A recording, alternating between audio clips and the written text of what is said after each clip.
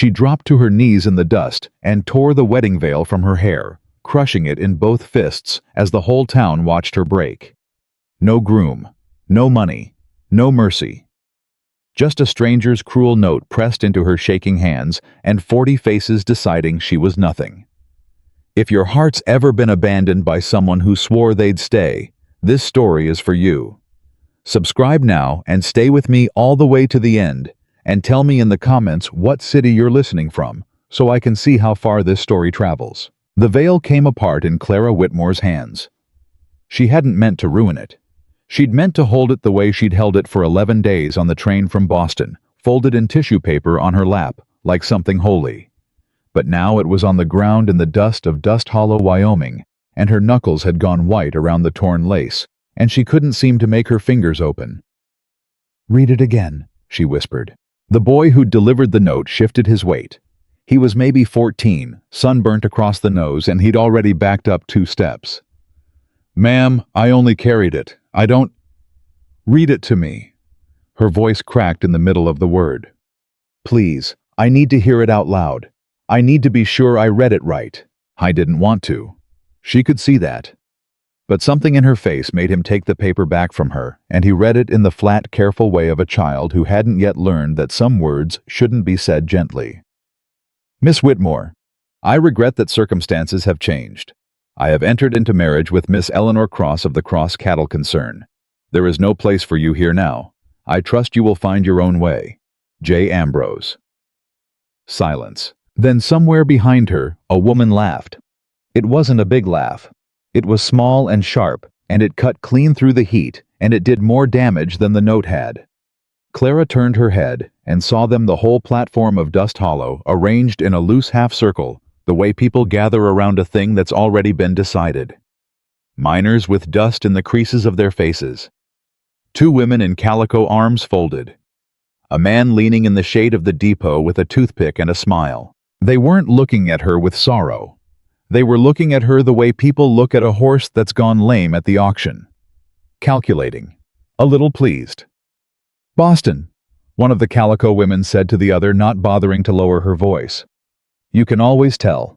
Comes out here in her good dress thinking a man's word is worth the paper it's writ on." "Weren't even writ on paper," the other said. "That's a telegram boy's hand." "Then it's worth less." Clara got to her feet. She didn't remember deciding to. Her knees were shaking, and the dust had ground itself into the pale green of her prairie dress, and she could feel every eye on the 3 trunks beside her. The trunks that held everything she owned in the world. Everything she'd sold her mother's furniture to bring west. Everything she'd packed with such stupid, tender hope. "Where is he?" she asked. Nobody answered. "I asked where he is." Louder now. Her teacher's voice, the one that had quieted rooms full of 8-year-olds. It didn't quiet these people. It made the man with the toothpick smile wider. "Josiah Ambrose. He telegraphed me a proposal. He telegraphed me a ticket. I have his letters in that trunk, 4 months of them. Where is he?" "On his honeymoon, I expect," said the toothpick man. The laughter came again, bigger this time, rolling through the half-circle, and Clara felt her face go hot, and then very cold.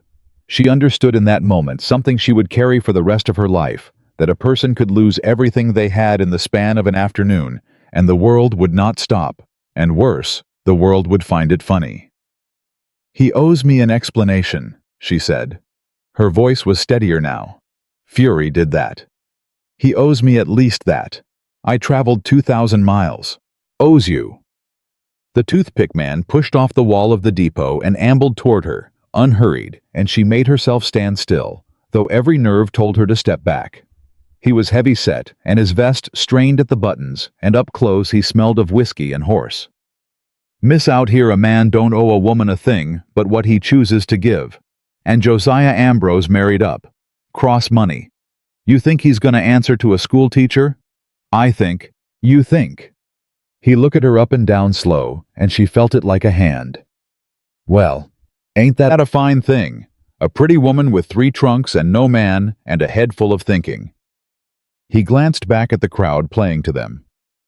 "Tell you what I think. I think you're gonna need a place to stay tonight, and I've got rooms above the Silver Garter. Real reasonable for a lady." Someone whistled low. Clara understood that too. She understood it all at once, the way you understand you've stepped onto ice by the sound it makes. The Silver Garter was not a hotel, and the rooms above it were not for sleeping, and this man was not offering her charity. "I would rather," she said very clearly, "sleep in the street. That can be arranged." He was still smiling, but his eyes had gone flat. "Only the street out here ain't safe for a woman alone after dark, miss.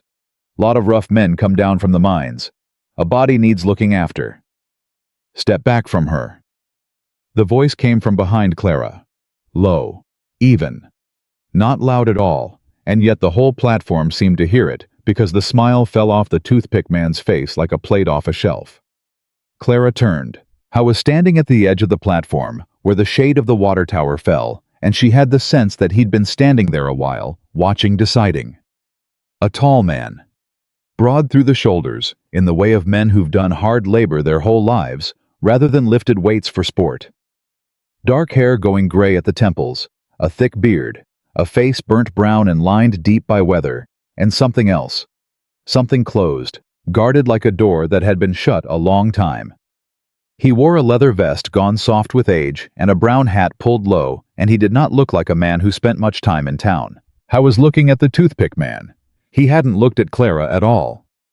"Walker," the toothpick man said, and his voice had changed.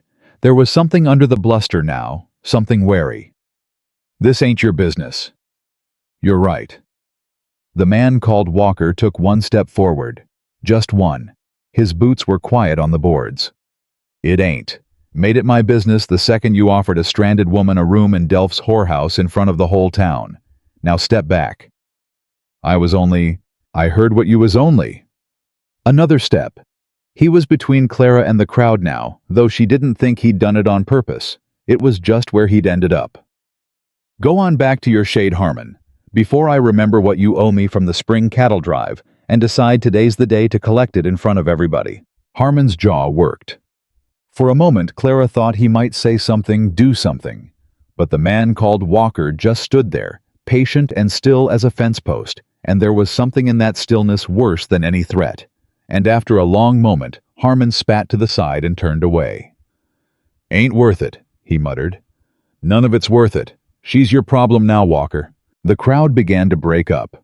Slowly, reluctantly, the way a crowd does when the show is over, but hasn't quite paid off the way they'd hoped. The calico women lingered longest whispering, and one of them said something Clara couldn't hear, that made the other one cackle, and then they went too. And then it was just the two of them, and the trunks, and the ruined veil in the dust. The man Walker still hadn't looked at her. He was looking out at the town, at the street beyond the depot, at the low sun, and the long shadows, and the swinging sign of the Silver Garter down the road. When he finally spoke, it wasn't to comfort her. It wasn't anything she'd braced herself for. "You got anybody in this town?" he asked. "Anybody at all? Kin friend, a person you wrote to?" "No." "The man who sent for you? Any chance he'll come round when he's had time to think on it?" Clara looked at the note still crushed in her hand. "He married a rancher's daughter for the money. I don't imagine he'll be thinking on me." Walker nodded slowly, as if she'd confirmed something he'd already guessed. "Any money of your own?" "I had..." Her throat closed. She made herself say it. "I had $40. I paid the freight on the trunks. The ticket didn't cover the trunks." He'd said... She stopped because he'd said was the beginning of too many sentences, now all of them ash. "I have about $6. $6. He said it without judgment, just weighing it. "Room at the boarding house is $1 a night, and Widow Pruitt won't take a woman with no husband and no reference, so that don't matter anyhow. Stage out of here runs Thursdays. It's Saturday." He was quiet a moment. "You know how to shoot?" "No." "You know anybody who'd take you in for work?" "I'm a teacher," Clara said, and even to her own ears, it sounded like something from another life, something she was reciting rather than being. "I taught primary letters and arithmetic for 6 years. I have a certificate. Dust Hollow's got a schoolhouse with 11 kids and a teacher already," Walker said. "Name's Pierce. Been here 9 years and ain't going nowhere." He finally turned his head and looked at her, and his eyes were dark brown and very steady, and gave away nothing. I'm telling you this, so you understand your situation clear. There ain't a job for you here. There ain't a bed for you here that isn't over the garter. And there ain't a soul in this town gonna lift a finger because they've already decided what you are. You follow me." Clara's chin came up. It was the last thing she had, and she brought it up. "You've made it very plain." "Wasn't trying to be cruel. I know what you were trying to be." Her voice shook, and she hated that it shook. "You were trying to make sure I understand that I'm ruined." "Well, I understand. Was there something else, Mr. Walker, or have you finished?" Something moved in his face. Not a smile. She didn't think this man smiled much, but something. A flicker quickly gone. "Ethan," he said. "Ethan Walker. And no, I ain't finished. You had it near right, but you got the last part wrong." He looked at her a moment longer. "I ain't like this town." Clara said nothing. "I got a place up the mountain. Cattle, mostly some horses. It's a hard piece of country, and it's a 2-hour ride, and it ain't got a soul on it, but me and the animals." He said this plainly, the way a man lays out terms. "There's a second room. Was my sister's before she went east. It's got a door that bolts from the inside. You can have it tonight, and any night you need it, and there's honest work to earn your keep if you're willing to learn it, which I expect will be the hardest thing you ever done in your life." He paused. "I'm not offering you what Harmon offered you. I want that understood between us plain right now before you decide. You'd be safe. You have my word for whatever a stranger's word is worth to you today, which I reckon ain't much." Clara stared at him. An hour ago, she'd been a bride. She'd stepped off that train and straightened her collar and touched the veil in her lap and thought, "This is the moment my new life begins." And it had begun just not the way she'd planned. It had begun with a boy reading a note in the wrong gentle voice. And now, a mountain came down to a strange man's offer, and everything in her upbringing, everything her mother had ever taught her, everything a decent Boston woman was supposed to know, screamed that she could not. That a woman did not ride off alone with a man she'd met an hour past. That it was madness, that it was ruin of a different kind. But her mother was dead. And decent Boston had put her on a train to a man who'd sold her for cattle money. And the sun was going down over a town that had already laughed at her. "Why?" she asked. It came out barely above a whisper. "Why would you do this? You don't know me. You don't owe me anything. Mr. Harmon said it himself out here, a man doesn't owe a woman anything."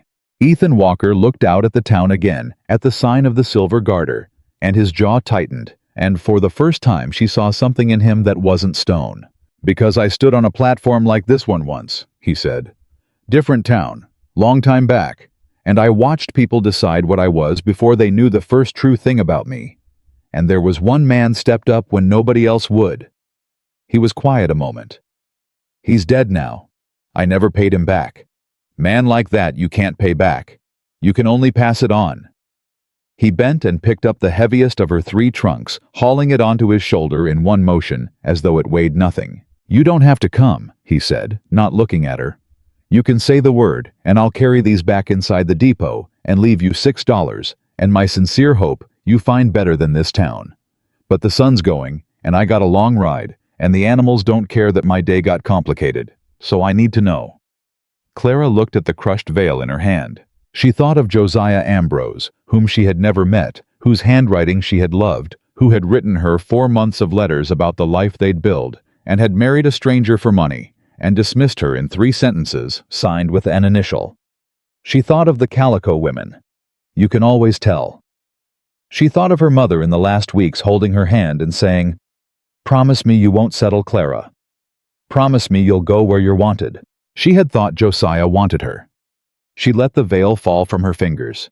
It drifted down into the dust and lay there torn and gray, and she did not pick it up. "I don't know how to do any of it," she said. Her voice was steadier now. "I've never sat a horse. I've never cooked over a fire. I don't know one end of a fence from another. If you take me up that mountain, Mr. Walker, you'll be taking a burden. I want you to understand that before you decide, same as you wanted me to understand my situation. I'll be no use to you for a long while, maybe never." Ethan Walker settled the trunk more securely on his shoulder. "I didn't ask if you knew how," he said. "I asked if you were willing to learn." "I'm willing." The words came out of her before she'd decided to say them, and she felt something shift in her chest as she said them. Not hope exactly. It was too soon and too raw for hope, but the ground beneath hope. The first plank of a floor. I'm willing to learn. Then that's all I need. He nodded at the smaller trunks. You can carry that one. Other one will come back for with the wagon. I got a horse tied at the livery. Town's too far from my place to walk it, and I don't reckon those boots of yours were made for the trail. Clara looked down at her boots. Her good boots. Her Boston boots, thin-soled and pretty. Then she bent and took hold of the smaller trunk. It was heavier than it looked. She got both arms around it and lifted, and it dug into her forearms, and she thought her back might give, but she held it. Ethan watched her do it without offering to help, and she understood later that this was the first lesson, though neither of them named it so. They walked down off the platform together.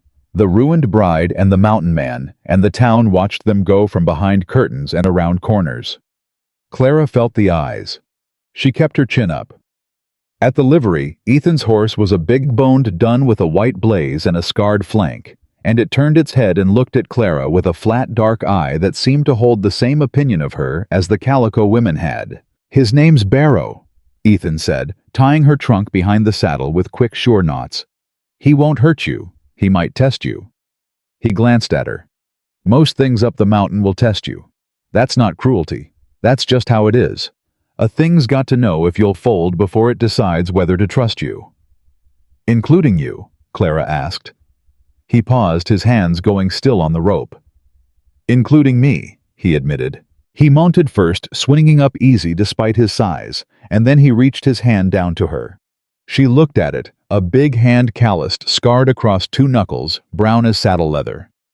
She thought of every reason not to take it. She thought of her mother. Go where you're wanted. She took it. He pulled her up behind him with a strength that took her breath, settling her behind the saddle, and she had to put her arms around his waist to keep her seat, and she felt the strangeness of it. This man she'd known 1 hour, this heat off his back, this heartbeat. She could feel through the worn leather of his vest, steady and slow, a man who did not panic. Hold on, he said. And whatever you're feeling right now. He hesitated, and it was the only time all day. His own voice caught just slightly, just enough for her to hear that whatever was behind that closed door in him was not empty. Whatever you're feeling, you don't have to name it today. Country's got a way of sorting a person out if they'll let it. He clicked to the horse. Clara Whitmore took one last look at Dust Hollow, Wyoming, at the depot, and the silver garter, and the calico women in a doorway, and the small torn shape of her wedding veil, abandoned in the dust of the platform, the last relic of the woman she'd been that morning. Then Barrow carried them out of the town and toward the darkening line of the mountains, and she did not look back again. They rode a long while before either of them spoke. The town fell away behind them, and the road became a track, and the track became a trail. Climbing, and the heat of the day began to break as the sun dropped toward the peaks. Clara's arms ached from holding on. Her thin boots were the wrong things entirely. Everything about her was the wrong thing for where she was going, and she knew it, and she held on anyway. How far? She asked when the silence had gone on so long it had started to feel like its own kind of weight. 2 hours near enough. Trail gets steeper up top. We'll walk the horse the last stretch. A pause. You warm enough? Gets cold quick once the sun's behind the ridge. There's a coat rolled behind you. I'm all right. You're shivering. I said I'm all right, Mr. Walker. He didn't argue. But a mile on, without a word, he stopped. The horse twisted around, took the coat himself and put it over her shoulders, rough and impersonal, the way you'd blanket a horse, and then he faced front again and clicked Barrow on before she could refuse it. Clara pulled the coat close. It smelled of wood smoke and horse and something green pine, maybe. It was the warmest she'd been all day. Thank you, she said quietly. He grunted. It was not a warm sound, but it was not a cold one either. You said your sister lived up here, Clara said after a while. She didn't know why she said it. Maybe because the silence had teeth. Maybe because she needed to make him a person, and not just a broad back and a stranger's kindness she couldn't yet trust. You said the room was hers. Was. Where did she go? East, Married a dry goods man in Omaha. His voice didn't change, but his shoulders did a slight set to them. She hated it up here. Every day of it. Used to tell me a body wasn't meant to live this alone. That I'd wake up an old man someday with nothing but cattle to bury me. A long pause. Reckon she was right about most of it. Clara said nothing.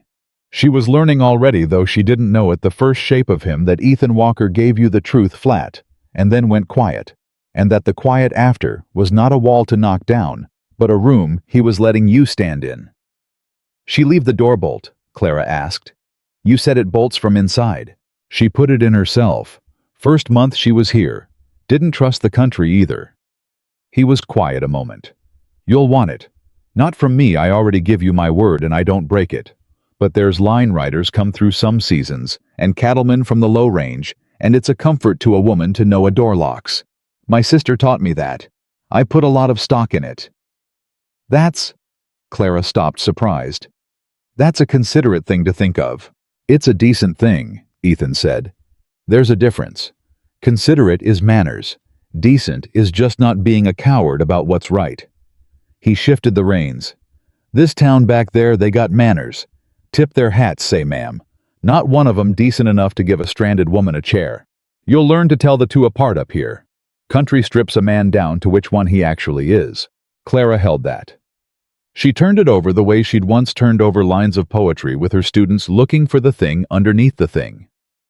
And which one are you? She asked. For a long moment, she thought he wouldn't answer. I aim to be decent, he said at last. Don't always manage it, but I aim. A beat.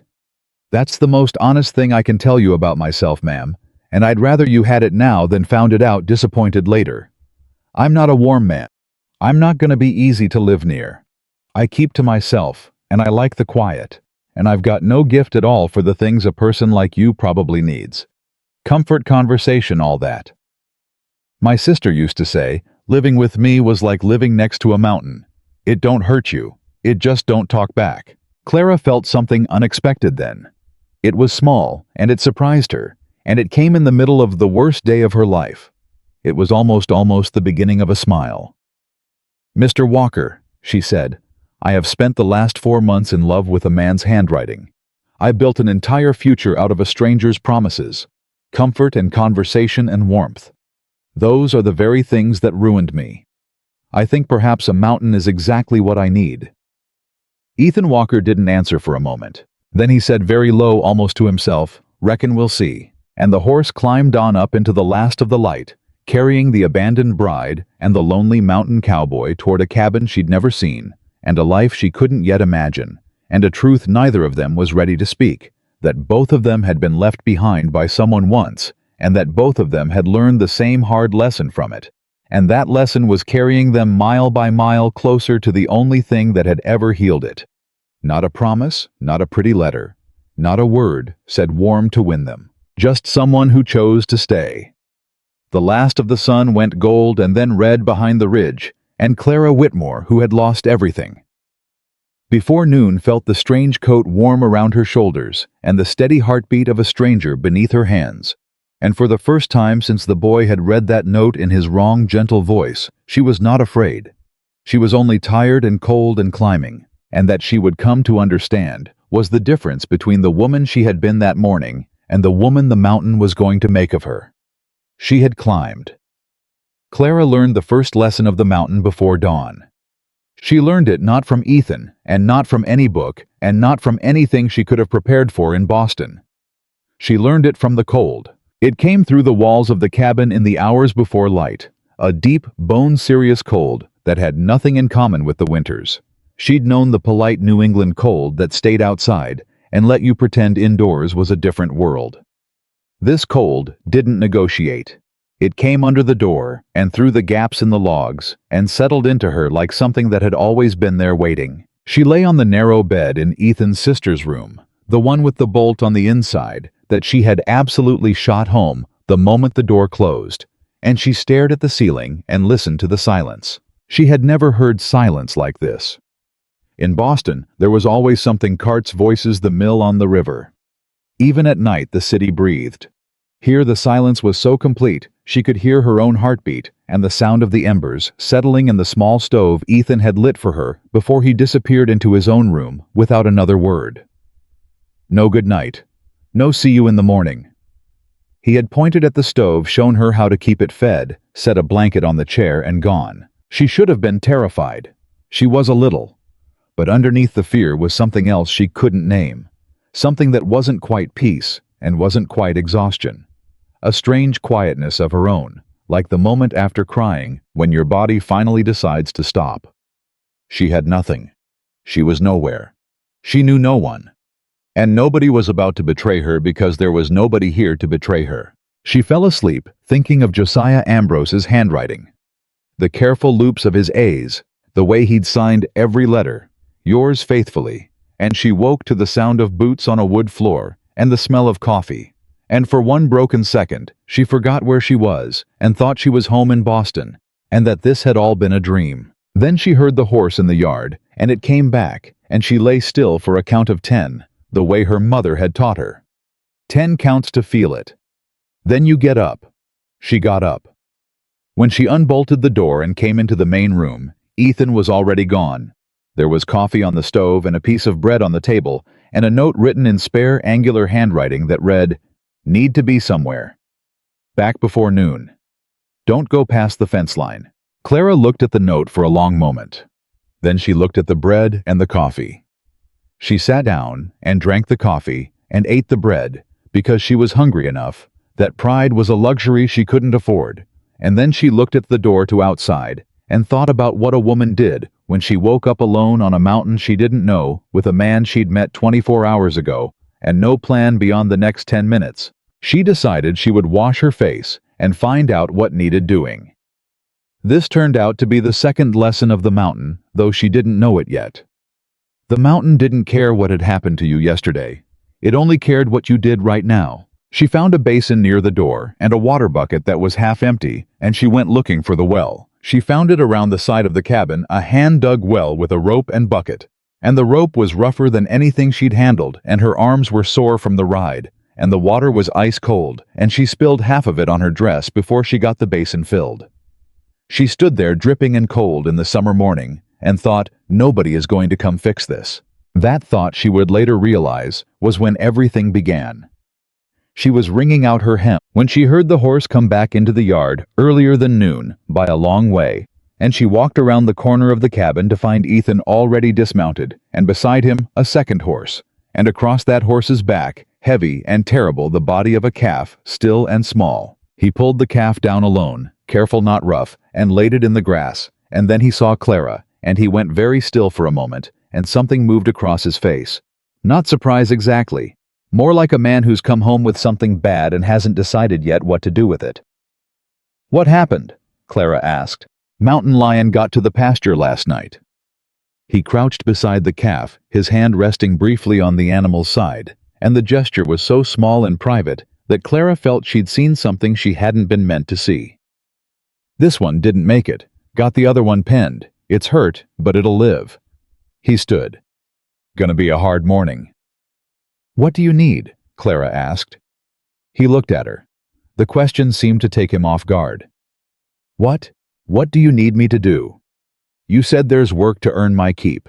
Tell me what to do, and I'll do it." Ethan studied her face for a long second, the way he might study a stretch of trail to see if it would hold weight. "You ever tend a hurt animal?" he asked. "No." "You afraid of blood?" Clara thought of her mother's last weeks. "No." He jerked his head toward the far pen, and she followed him. And that was the morning she learned that livestock injuries were not like anything she'd imagined, and that Ethan Walker's hands, which were blunt and scarred and incapable of what she'd have called gentleness, were nevertheless entirely gentle with a frightened calf, and that watching a person be kind to an animal who couldn't thank them told you something truer about that person than anything they could ever say about themselves. She held the calf still while he cleaned and dressed the wound, and the calf fought her. It was strong and scared, and didn't understand that being held was for its own good, and she didn't let go, and when it was done, Ethan looked up at her and gave a single short nod. "Not bad," he said. It was the highest praise he was capable of. She would learn that later. Right now, it landed in her chest like something warm she didn't know what to do with. "You're going to need different clothes," he said, looking at what was left of her dress. "I have trunks. Not for this. Those Boston clothes aren't built for this work. My sister left a few things. You're near her size. I'll get them." He said it matter-of-factly without apology or sentiment, and went into the cabin and came back with a worn pair of trousers and a heavy cotton shirt and a belt and work boots that were 2 sizes too big. He set them on the fence rail and went back to the calf without another word. Clara held the bundle and looked at it for a moment. In Boston, she had not worn trousers in her life. She was a school teacher. She had standards. She had a reputation. She had nothing, she reminded herself. She had nothing, and she was nowhere, and the dress she was wearing had blood on it and had already survived 2,000 miles and 1 abandoned wedding. Standards were for women who had options. She changed in the cabin and came back out, and the boots clumped on the ground like something was wearing her instead of the other way around. And when Ethan turned and saw her, he blinked just once quickly, and she thought, "Don't you dare laugh at me," and he didn't. He just said, "Socks. Second drawer, 2 pairs." She went and found the socks. This was how the first week passed. Not in conversation. In work. Ethan taught her by showing, not explaining. He would do a thing once at his own pace, and then step aside, and whatever she did with it was her business. He didn't hover. He didn't repeat himself. He corrected her exactly once per mistake, and the correction was always short, always specific, and never unkind. Grip higher. Other way.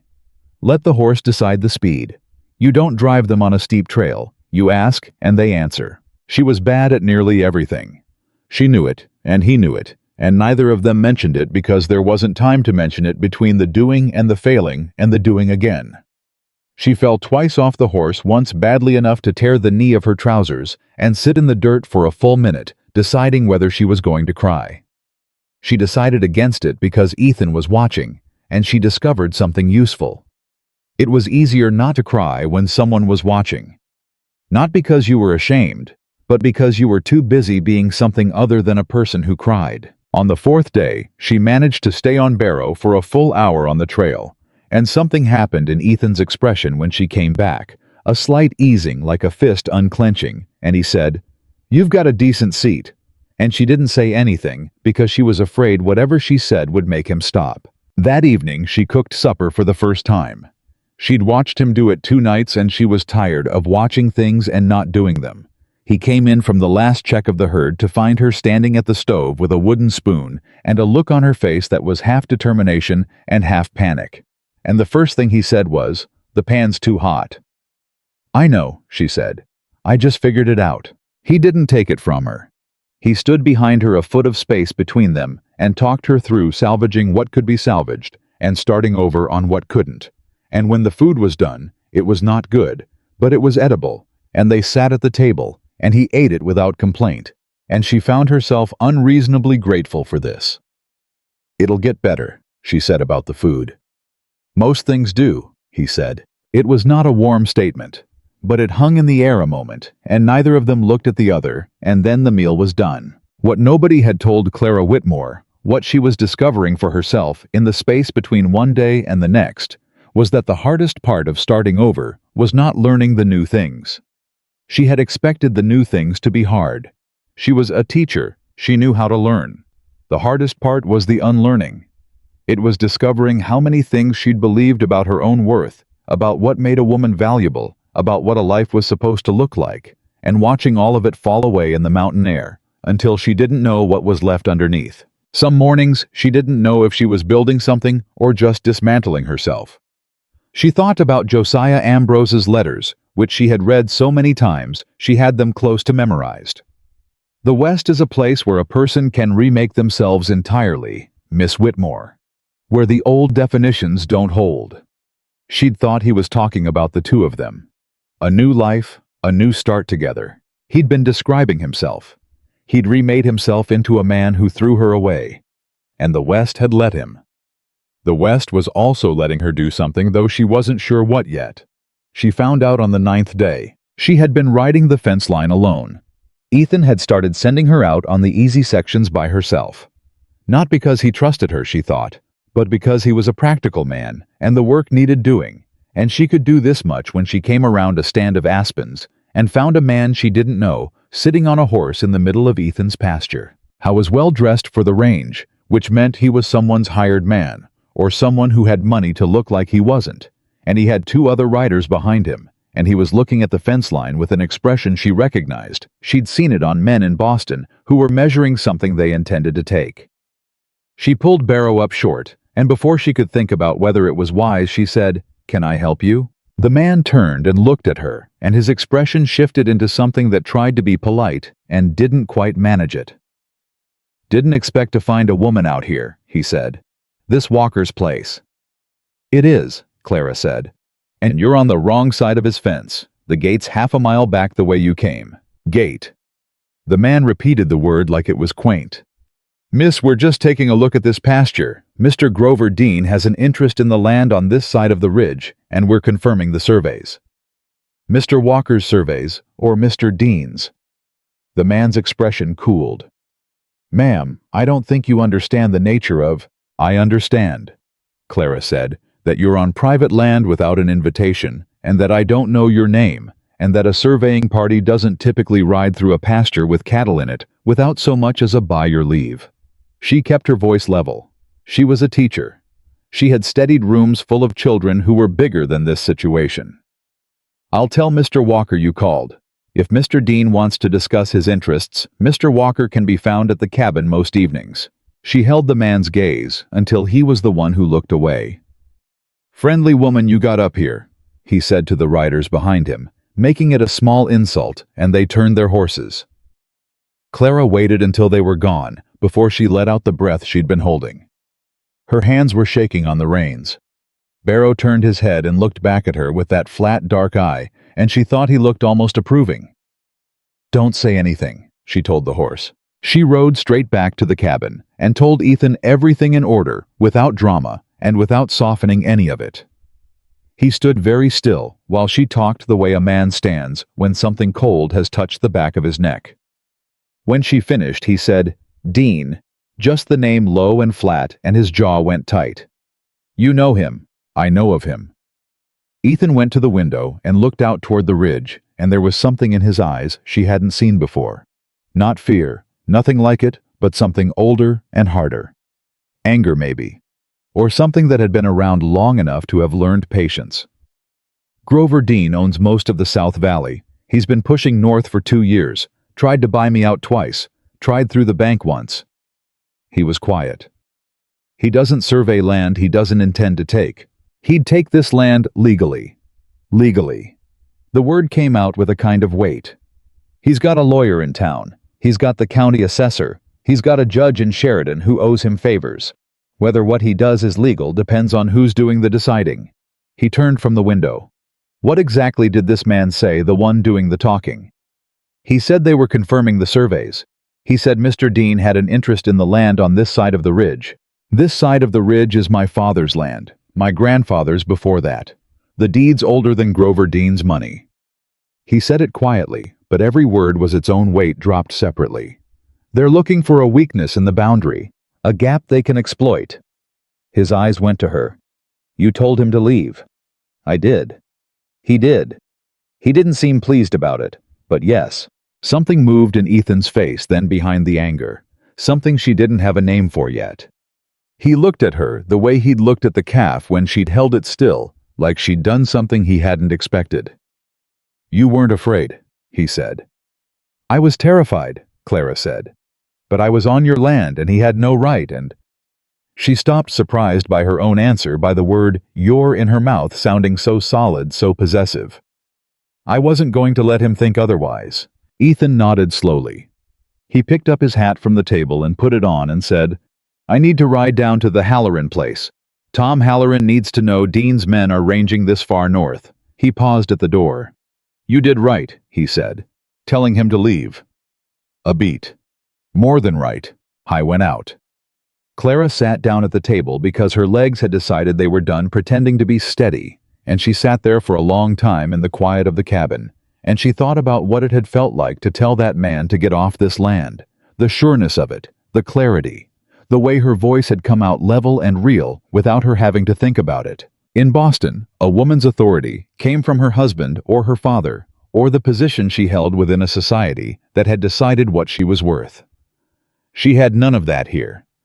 She'd had nothing here but the fact of being on Ethan's land and knowing in some wordless way that it was right. She had told the truth and stood on solid ground, and that she was beginning to understand was a different kind of authority entirely. Ethan came back at dusk, and he was quiet all through supper, quieter than usual, which was saying something, and Clara had learned enough by now not to push at his silences. But when the meal was done and the plates were cleared, he put both hands flat on the table and said, "Halloran tells me Dean's men have been through 4 properties this week. He's moving fast." He looked at her. Tom asked who the woman was who turned his men back, said they rode through his north pasture the same afternoon, and they were, he said, careful, like they were expecting to be told off again. Clara felt something she didn't have a good word for. "Dean's not going to stop with surveys," Ethan said. "Sooner or later he's going to push harder. I want you to know that. This place, it was going to be quiet for you, and I meant it to be quiet, and it's not going to be." "Was it ever?" Clara asked. He almost smiled. It wasn't quite, but it was close enough. "No," he admitted. "Guess not." He leaned back in his chair. "You're not afraid of Dean." "I don't know Dean. Most people who know him are afraid of him. Most people who knew Josiah Ambrose thought he was honest," Clara said. "I've learned recently that reputation isn't always the same as reality." Ethan looked at her across the table, and for a moment neither of them moved, and it was the first time Clara felt the weight of this, of the two of them here in this cabin, in this mountain, in whatever this was, as something more than an arrangement. Something that had its own shape now. Something that was beginning to take up actual space. "My sister," Ethan said out of nowhere, looking down at the table, "used to say I was the loneliest man she'd ever known and the stubbornest about it." "She wasn't wrong," Clara said carefully, "from what I've seen." "No." He was quiet. "She wasn't wrong." He looked up and his eyes were tired in a way that had nothing to do with the day's work. "I had a wife once, before the ranch, before I came back up here. She left after 3 years. Said the mountain was more important to me than she was." He said it plainly, not asking for sympathy. "She wasn't wrong either." "Was she?" He was quiet for a long time. "I don't think I knew the difference then," he said, "between loving a place and using it to hide." He stood picking up his cup. "I know it better now. Not sure what to do with knowing it, but I know it." He went to the stove. "You should sleep," he said, his back to her. "Fence line on the east section needs doing tomorrow, and I want an early start." Clara sat there a moment more. "Ethan," she said. He turned. "The woman who left." She stopped choosing her words. "It wasn't only about the mountain, was it? It was about you not letting her all the way in." He stood very still. "Good night, Miss Whitmore," he said quietly. She went to her room and slid the bolt and lay on the narrow bed in the dark, and she thought about a man who'd lived alone for a long time and still put a bolt on a door for a woman who wasn't there yet. And she thought about how that was not the act of a man who'd stopped believing in people. It was the act of a man who believed so deeply that he was afraid of what it would cost him when they left. In the morning she came out early and started the coffee before he was up. He came into the main room and stopped when he saw the stove already going, and he stood there for a moment with something crossing his face that she could only describe as unguarded, just for a second, just a breath before the familiar stillness returned. "You're up early," he said. "The mountain woke me," Clara said. "Apparently it's decided I live here now." Ethan took his cup off the shelf. "Apparently," he said. And whether it was the light or her own imagination, something about the way he said it sounded less like the door being shut and more like the door being very slowly, very carefully left ajar. The second week was harder than the first, and the third harder than the second, and every day stripped another layer off the woman she'd been until she couldn't always remember what was underneath. But she began to know what she was becoming. She could stay on the horse now for 3 hours without stopping. She could fix a fence rail by herself. She knew which cattle were which by their markings and their personalities, and she knew that the big red steer with the torn ear was smarter than he looked and would push a gate if you left it weak. And she knew the way the sky looked at 4 in the morning before a weather change, and she knew the sound of the aspen leaves right before the wind came. She knew Ethan's silences by their shape. The silence that meant he was thinking, the one that meant he was worried, the rarest one that meant he was in his own closed way content. She had not yet figured out what to do with being able to read him, or what it meant that she could. On the 17th day, something happened that none of Ethan's lessons had prepared her for. She came back to the cabin at midday to find a woman there. The woman was in her 50s, heavy-set and unsmiling, with sharp eyes that measured Clara once from top to bottom and didn't bother to hide the measurement. She was sitting at Ethan's table with a cup of coffee she'd helped herself to, and she looked at Clara the way the calico women in Dust Hollow had looked at her, except that behind the measurement there was something different, something sharper, less comfortable in itself. "You must be the Boston woman," the woman said. "I'm Clara Whitmore," Clara said. "And you are Nora Hadley. My husband runs the double H below the tree line. We've been Ethan's neighbor for 14 years. She set her cup down. "I came to see for myself." "See what for yourself?" "Whether you were going to be a problem." Clara set down the bucket she'd been carrying and took the chair across from Nora Hadley and met her eyes directly. "I've been called a lot of things in the last few weeks, Mrs. Hadley. Problem is new. Would you like to be specific?" Nora studied her for a moment. "Ethan Walker has lived alone on this mountain for 11 years, she said. "This valley takes care of its own. When something changes, people want to understand what changed." "A woman arrived unexpectedly, and he offered her shelter," Clara said. "That's what changed." "And are you planning to stay?" "I'm planning to earn my keep and learn this country and make myself useful.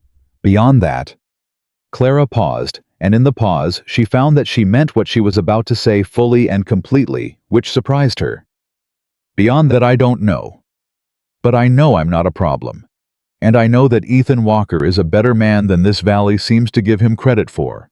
And I would be very careful about coming into his home with questions about my intentions, when nobody here asked him one question about his." Silence. Nora Hadley looked at her for a long moment. Then, to Clara's complete astonishment, the woman smiled. Not warm, not easy, but real. "You told Harmon's men to get off the north pasture last week," she said. "Word travels. My husband said you must be something." "I'm a schoolteacher from Boston," Clara said. "We're taught to stand in front of things that won't behave." Nora laughed. It was loud and sharp and entirely genuine. "Good Lord," she said. "Where did you come from?" "I came from a platform in Dust Hollow," Clara said, "with nothing but 3 trunks and a ruined wedding veil, and I'm still here, which is more than I expected when the week started." Nora looked at her for a long moment, and then she nodded, slow and deliberate, and something shifted in her expression. The measuring quality gone, replaced by something that looked like respect, provisional and watchful, but there. "Ethan's going to need allies," Nora said. "Dean's moving on the whole North Range. Tom Halloran came to my husband yesterday. Dean's got his lawyer doing title searches on 3 properties, including this one. He's looking for anything survey errors, lapsed filings, anything that gives him legal standing." She leaned forward slightly. "He's also spreading stories, saying Ethan's failing, that the mountain ranch is slipping, that a man who takes in strays—" She stopped. "A man who takes in strays," Clara repeated quietly. "His word, not mine." "What's the purpose of the story?" "Makes him look weak," Nora said. "Makes the bank hesitant to extend any credit he might need. Makes the county less inclined to rule in his favor on a boundary dispute." She sat back. "Grover Dean is very good at this. He doesn't hit a man. He softens the ground under him until there's nothing left to stand on." Clara thought of Josiah Ambrose, who had done something similar to her. Not with violence, but with disappearance. With the deliberate withdrawal of everything he'd promised until she had no ground left either. "What does Ethan need?" she asked. Nora raised an eyebrow. "You're asking me what Ethan needs?" "You've known him 14 years. I've known him 3 weeks, so yes." Nora was quiet a moment, and in that quiet, Clara felt the shift again. Something being decided, permission being weighed. "He needs someone who won't leave when it gets hard," Nora said at last. That's what he's always needed, not help with the land, not another set of hands. That man can run this ranch in his sleep. He needs someone who stays. She stood pulling her coat. Whether you're that person? She gave Clara a long, final look. I suppose we'll see. She left, and Clara sat alone at the table, and the cabin was very quiet. Whether you're that person. She thought about Ethan's face that first morning when she'd seen the coffee already on. She thought about the bolt on the door he'd installed for a sister who hadn't stayed. She thought about a man who said, "I ain't a warm man," as a warning, as a disclaimer, as a preemptive apology for everything he couldn't give. When the truth was that warm and steadfast were not the same thing, had never been the same thing, and the man who lit a stove for you before he left, and left bread on the table, and put a bolt on your door, was doing something more honest than warmth. How was staying? In the only way he knew. She was still sitting there when she heard his boots on the step, and the door opened, and he came in and read the room in one glance. The empty coffee cup that wasn't his. The open door and Clara at the table with an expression she wasn't fast enough to clear. Nora Hadley was here, he said. It wasn't a question. She was. He took his hat off and set it on the peg. What did she say? She told me about Dean, about the title searches, about the stories he's spreading. A pause. She said he's calling me a stray. Ethan's jaw went tight. He can call you what he likes. I know he can. Clara met his eyes. What I want to know is what you're going to do about the title. Howe was quiet for a moment, something moving behind his face. I've got the deed, he said. My grandfather filed it in 1851. But Dean's lawyer is claiming there's a gap in the survey records from 1872. If he can get a judge to order a resurvey... He stopped. It'll take time and money I don't have spare, and while it's in dispute, the bank won't lend. And if I can't make the fall payment on the water rights... Then he gets the water, Clara said. Then he gets the water. Flat. Final. And a ranch without water rights in this country is a ranch that can't survive the summer. Clara looked at him across the table, at this man who had given her shelter on the worst day of her life, out of nothing more than decency, who had taught her how to stay on a horse, and fix a fence, and hold a frightened animal still, who had lived alone so long that he'd forgotten to want company until company showed up and wouldn't leave. Then we figure it out, she said. Both of us. Ethan stared at her. I'm a teacher, Clara said. I know how to find records and read documents and write letters that don't leave room for argument. If there's a gap in the survey, there's a way to find the original filing. Deeds don't disappear. Someone knows where it is. She held his gaze. I told you I was willing to learn. You didn't say what. So I'm telling you now I'm willing to learn this too. Whatever needs doing. He stood there for a long moment. This big, quiet man with the closed face and the scarred hands, and the sister who'd left, and the wife who'd left, and the loneliness, so old, it had built a room in him and furnished it. And he looked at Clara, the way he'd looked at the trail on the first night, measuring whether it would hold. You are, he said at last very quietly, not what I expected. What did you expect? A woman who needed saving. Clara looked at him steadily. I did need saving. You saved me. Now I'm done needing that.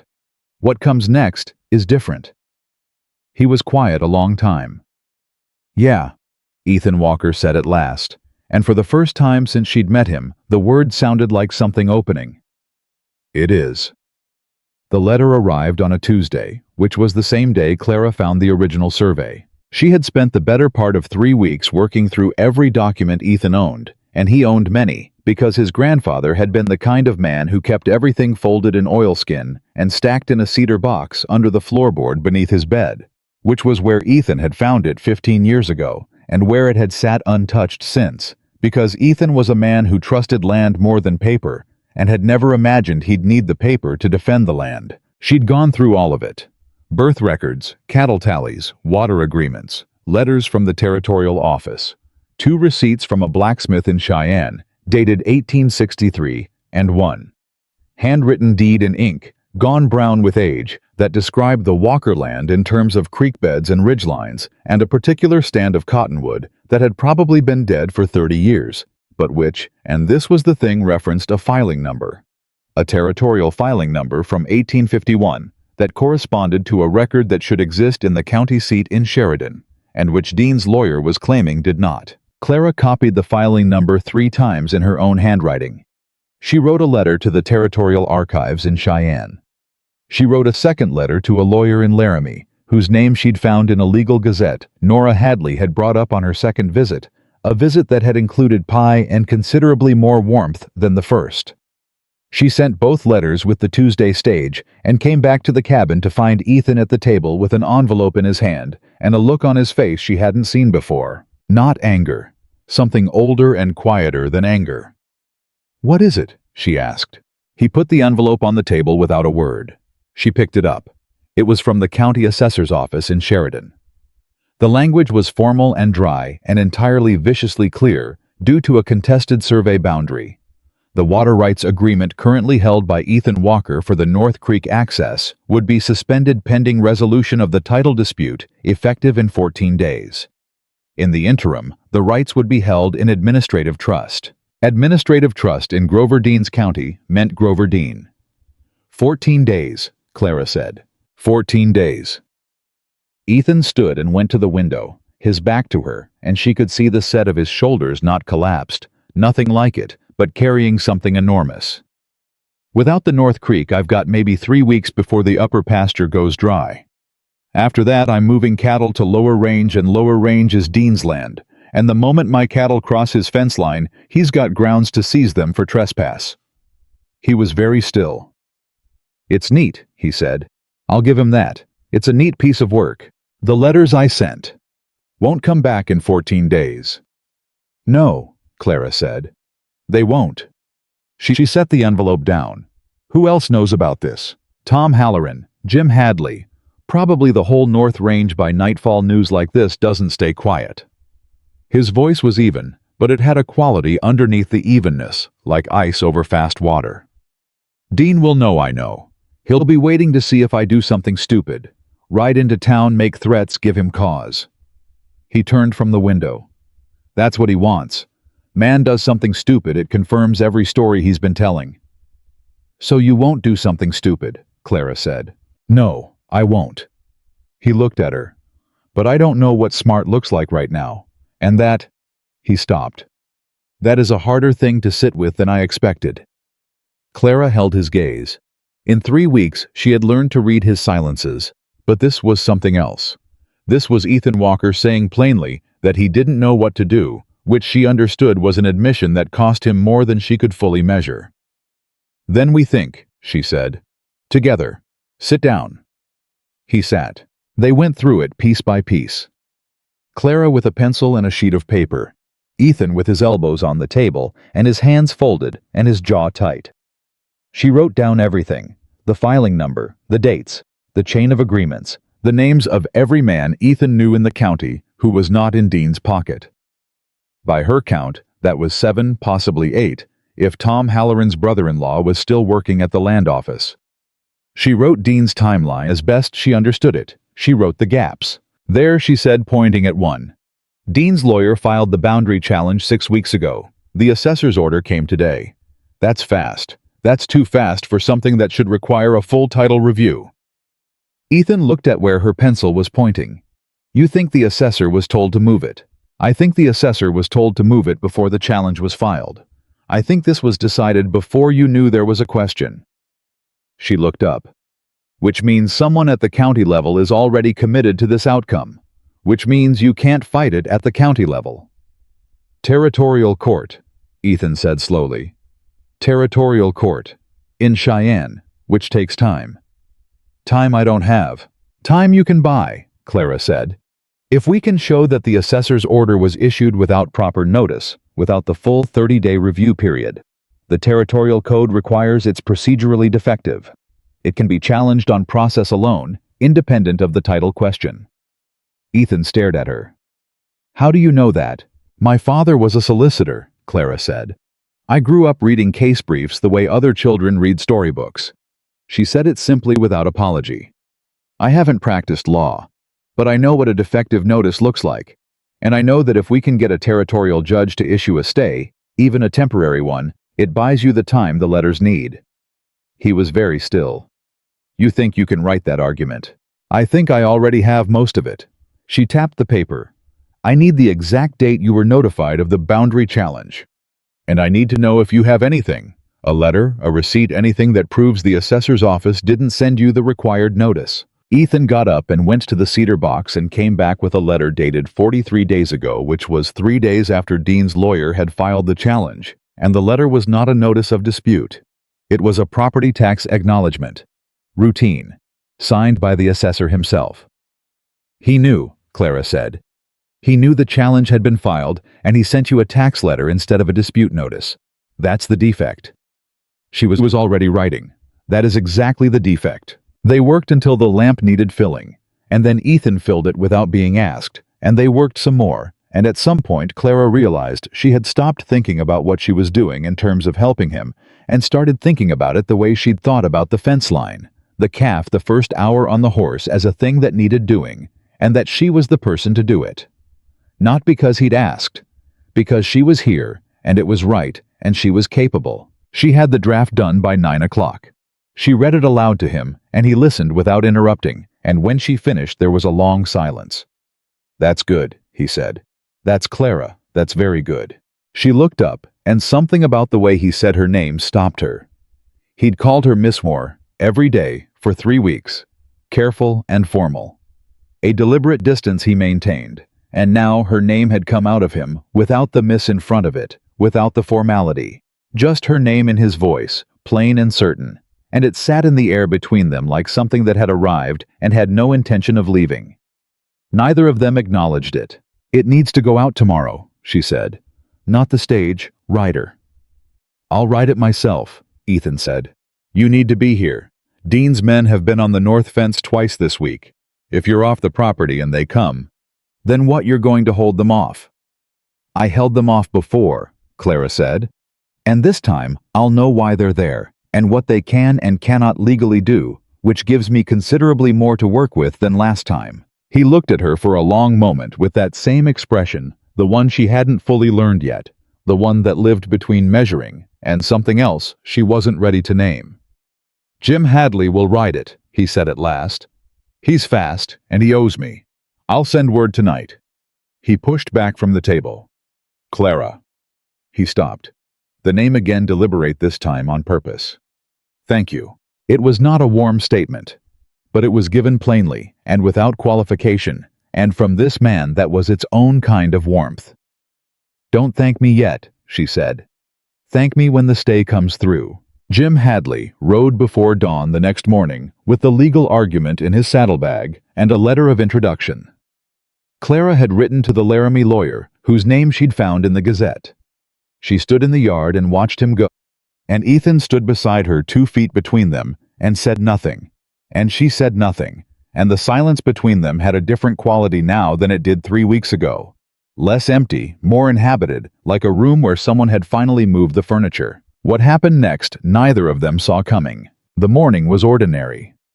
Ethan rode the east fence, and Clara did the breakfast things and started on the ledger she'd taken over the accounts without ceremony about a week ago, because the ledger was a disaster, and she was a woman who could not look at a disaster without fixing it. She was deep in a column of numbers when she heard the horse in the yard, and she thought it was Ethan back early, and then she heard 2 horses, and then she heard a voice she didn't recognize saying Ethan's name. She came to the door. There were 3 riders, and they were not Dean's surveyors.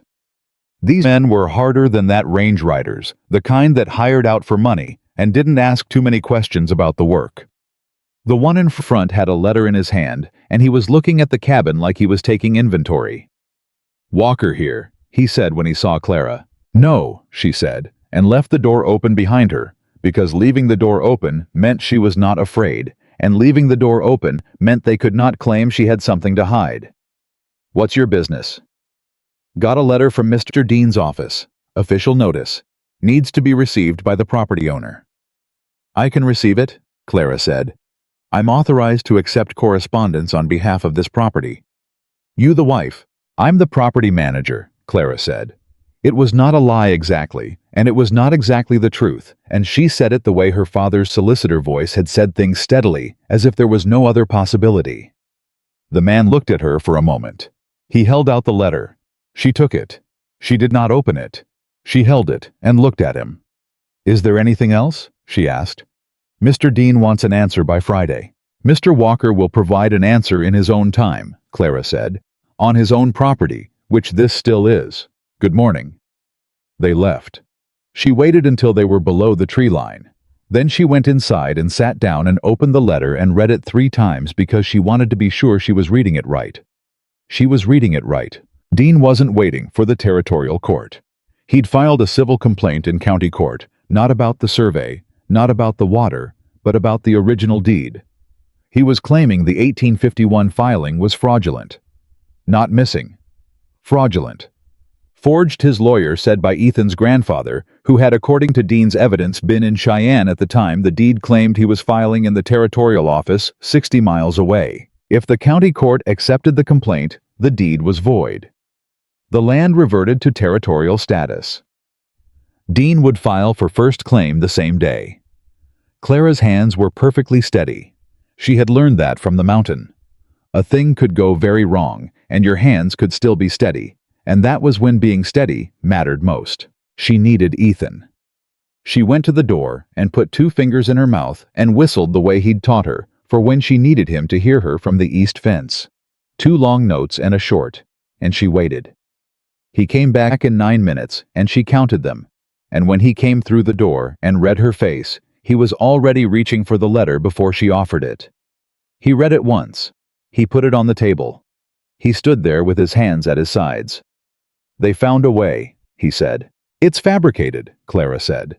"The alibi is fabricated. Your grandfather could not have been in Cheyenne and at the territorial office on the same day. The territorial office was in Prescott in 1851. It didn't move to Cheyenne until 1869. Ethan went very still. "Say that again." "The territorial land office was in Prescott, Arizona in 1851. Wyoming wasn't a territory until 1868. The filing your grandfather made would have been with the pre-territorial federal land office in..." She stopped because Ethan was already at the cedar box pulling papers. "Ethan." "My grandfather's journal," he said. "He kept a journal. I never read the whole thing. It's..." His hands moved fast through the papers, not frantic, just precise, like a man cutting to the thing. "Here." He put a small leather journal on the table between them. Clara opened it to the date, July 14th, 1851. The handwriting was different from the deed, rougher. Older, the hand of a man who'd learned to write in a schoolhouse and had been doing hard labor ever since. But it was legible. And it was dated from a campsite that was, according to the paragraph she read, 2 days south of the federal land office in the federal district, not Cheyenne, not Arizona, the actual 1851 federal district office, with witnesses named. "He named the witnesses," Clara said. "He named the clerk." "Can we find them?" "We find the federal record," Clara said. "If his filing is in the federal record, which it must be because they gave him the deed, then Dean's alibi claim is worthless. You don't need witnesses. You need the original federal filing, which is in Washington, D.C., and which will show exactly where that clerk was sitting when he accepted your grandfather's deed." Ethan looked at her across the table. In the weeks she'd been here, she had seen him tired, and she'd seen him angry, and she'd seen him with that guarded, closed quality that was his natural state, and she'd seen him once with his hand resting briefly on a dead calf, with a tenderness so private it had stopped her breath. She had not seen him look the way he looked now, like something he'd been gripping very tightly for a very long time had just been offered solid ground. "You knew this," he said, "about the territorial office." "I looked it up," she said, "in the Legal Gazette. When I found the filing number in the deed, I wanted to understand the context. I thought it might matter. I didn't know how much." He pulled the chair out and sat down slowly, and he put both hands flat on the table, and he looked at his hands for a moment. "My grandfather built this place by himself," he said. "He came from nothing. He had nothing when he got here. He filed that deed legal and right because he understood that a man who builds on land he doesn't own is building a coffin." His voice was even, but something in it had gone raw in the way of things said finally, after years of being thought. He's been dead 30 years. Dean is standing up in county court calling him a forger. I know, Clara said. I am going to see this man put down. Ethan said very quietly. I don't mean violence. I mean legally, permanently, and publicly. I want him to lose in front of every man in this county who's been too afraid to say no to him. Then we write another letter, Clara said. This one to Washington. And I need you to tell me everything you know about Grover Dean, every property dispute, every man he's run off, every agreement he's broken. Every one. That'll take all night. I have nowhere else to be, Clara said. He looked at her, and there was something in the looking that was different from all the other times he'd looked at her. Something that had moved past measuring and past guarding and into a territory neither of them had named, and she thought for a moment he might say something that would change the shape of things between them. But instead, he stood and went to the stove and put on coffee, because he was an honest man, and honest men she had found did not say things before they were certain of them. It was 2 a.m. when the work was done. They had a complete record of Dean's land acquisitions across 7 years. They had 3 names, men Dean had run off their land, 2 of whom were still in Wyoming, 1 of whom had filed a complaint with the territorial office that had been dismissed on procedural grounds, and who Clara believed would be very willing to refile if properly approached. They had the journal entry. They had the draft of the Washington letter. They had something that looked for the first time like a case. Clara was cleaning the pen NIB, and Ethan was banking the stove, and the cabin was very quiet, and then she heard it, not from outside, not from the yard, but from somewhere down the trail, a sound she'd learned to recognize and had hoped not to hear at this hour. Horses. Multiple horses. Moving fast. She and Ethan looked at each other. Howe was at the door in 3 steps, and she was right behind him, and the night was cold and very dark, and the horses were close now, and then a voice shouted from down the trail, "Walker, Ethan, Walker!" And the voice was Tom Halloran's, and it was broken in the middle, the way a voice breaks when something terrible has happened. Ethan opened the door. Tom Halloran was off his horse before it stopped, and behind him was Jim Hadley, and Jim's arm was wrong, hanging wrong at a wrong angle, and his face was white in the moonlight. "What happened?" Ethan said. Not a question, a command. "They stopped him on the Sheridan Road," Tom said, and he was breathing hard, his words coming in pieces. "4 men. Dean's men, we think, though we can't prove it. They took the saddlebag. They took Ethan. They took the letter, the legal argument, everything." Clara's stomach dropped. "Jim," she said, already moving toward him. "Your arm." "It ain't broke," Jim said, tight and pale. They weren't trying to hurt me, just stop me. Took the bag and rode." He looked at Ethan, and she could see the shame in it, the way a man carries what feels like failure, even when it isn't his fault. "I'm sorry. I tried to hold on to it. I'm sorry." "Don't," Ethan said, and it came out clear and firm. "You rode. They stopped you. That's on them." He put a hand briefly on Jim's good shoulder, and she saw Jim's jaw work with the effort of not showing how much the contact meant. "Come inside. Clara will look at that arm." They came inside, and Clara looked at Jim's arm. She had learned a great deal about injuries in the past 3 weeks, and it was not broken, but it was badly wrenched, and she wrapped it tightly and got him coffee, and did not let herself think about the letter until he was settled, because a person's body in front of her mattered more than paper, even paper that might mean everything. But when Jim was settled and Tom had his coffee and the horses were tied and watered, she sat down and let herself think about it. Dean's men had taken the legal argument, which meant Dean knew she'd written it, which meant Dean had known what they were doing before they'd finished doing it, which meant someone had told him someone who'd seen the Hadley rider leave before dawn, someone who'd known what he was carrying, someone who'd been watching. Ethan came to stand beside her, and he said very low, so the other men wouldn't hear, "He's got eyes on this property." "Yes," she said. "He knew about the letters to Laramie and Cheyenne." "Yes." She looked at him. "Can he intercept those?" "Stage mail is federal. He can't touch it without—" Ethan stopped. "He can delay it. He's got friends at the Sheridan office. He can't steal it, but he can slow it down. Then we have to assume the letters don't arrive in time," Clara said. We have to assume we're on our own for the 14-day window. She was quiet a moment. Ethan. Who knew Jim was riding before dawn? He was still. Me, you, Jim, Tom, and whoever was watching the trail. Yes. His jaw tightened. Dean doesn't wait for a judge. He takes first and argues later, which means... He stopped and she saw it cross his face before he said it.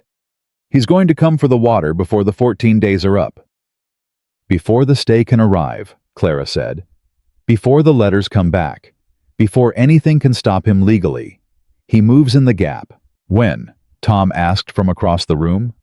He'd been listening, and she didn't mind, because Tom Halloran was a man she'd learned to trust, which in 3 weeks was not nothing. Soon, Ethan said. Maybe tomorrow, maybe the day after, but soon. He looked at Tom, then at Jim, then at Clara. His face was entirely clear. No anger, she could see no fear. Just that absolute steadiness she'd come to know was his truest quality. A mountain doesn't panic. A mountain doesn't negotiate. A mountain stands. He's not getting the water, Ethan said. Not while I'm breathing. You can't stop him with a rifle, Tom said. He'll have the law on his side, or the version of the law he's bought. I know that. Ethan looked at Clara. What do we have that he doesn't know about?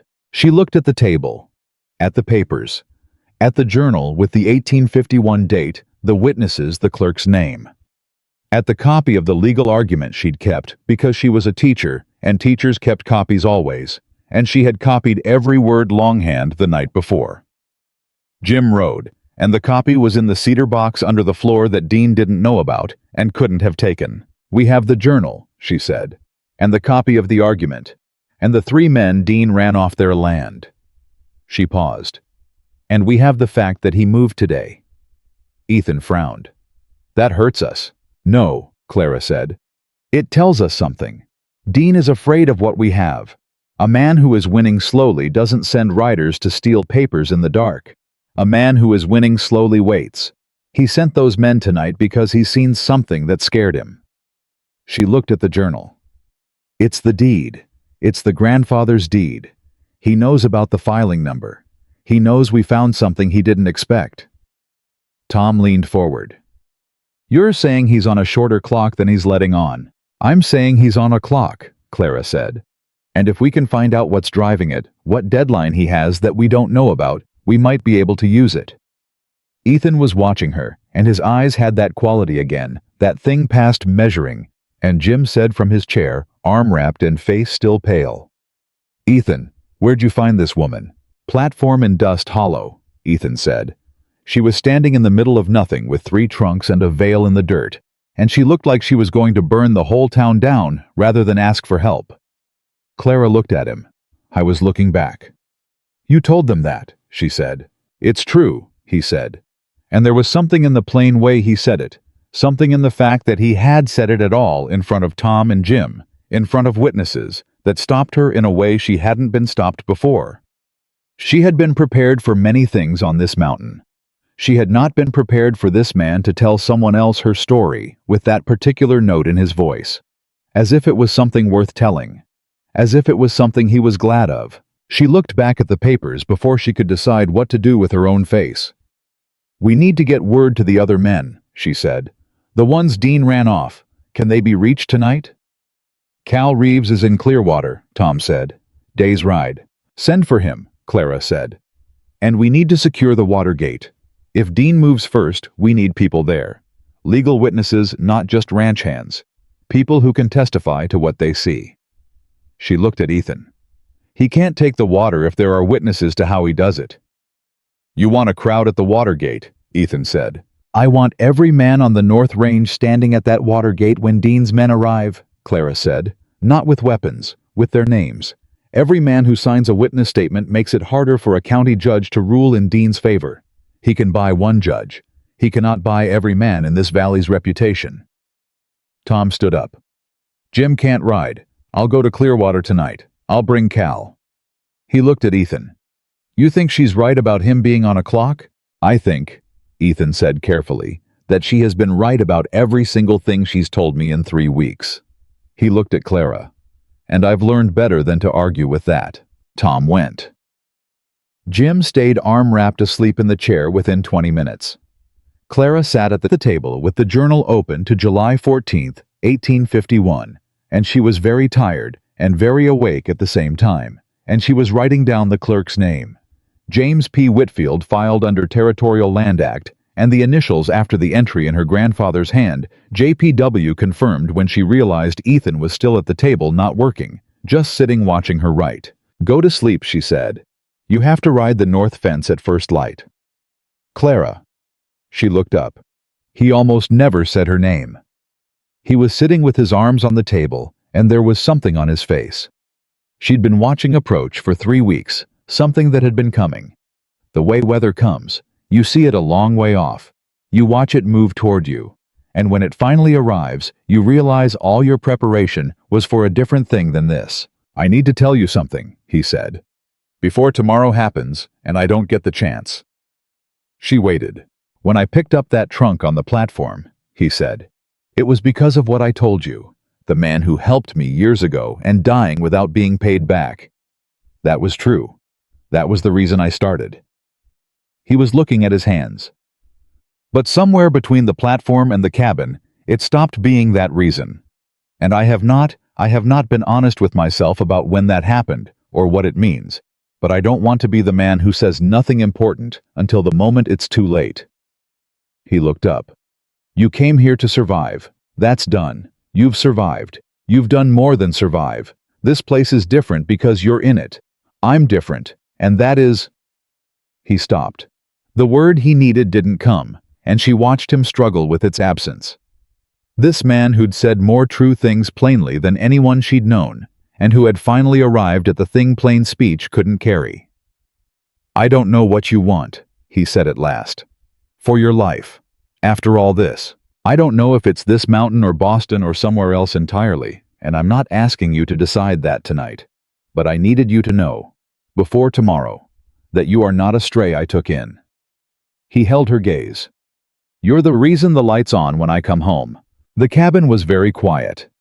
Jim Hadley breathed slowly in his chair. The fire settled. The journal lay open between them to a dead man's handwriting. A man who had built something on this land and refused to let it be taken, and his grandson sat across from a woman from Boston, who had come with 3 trunks and a ruined veil, and had spent 3 weeks learning the shape of everything this man kept behind closed doors. And she had found that the shape of it was not stone. It was a room. It was a room that had been empty a very long time, and it was very careful and very still, and it was. She understood this now all at once, without any more defense against it. It was home. "I know," she said quietly. "Ethan, I know."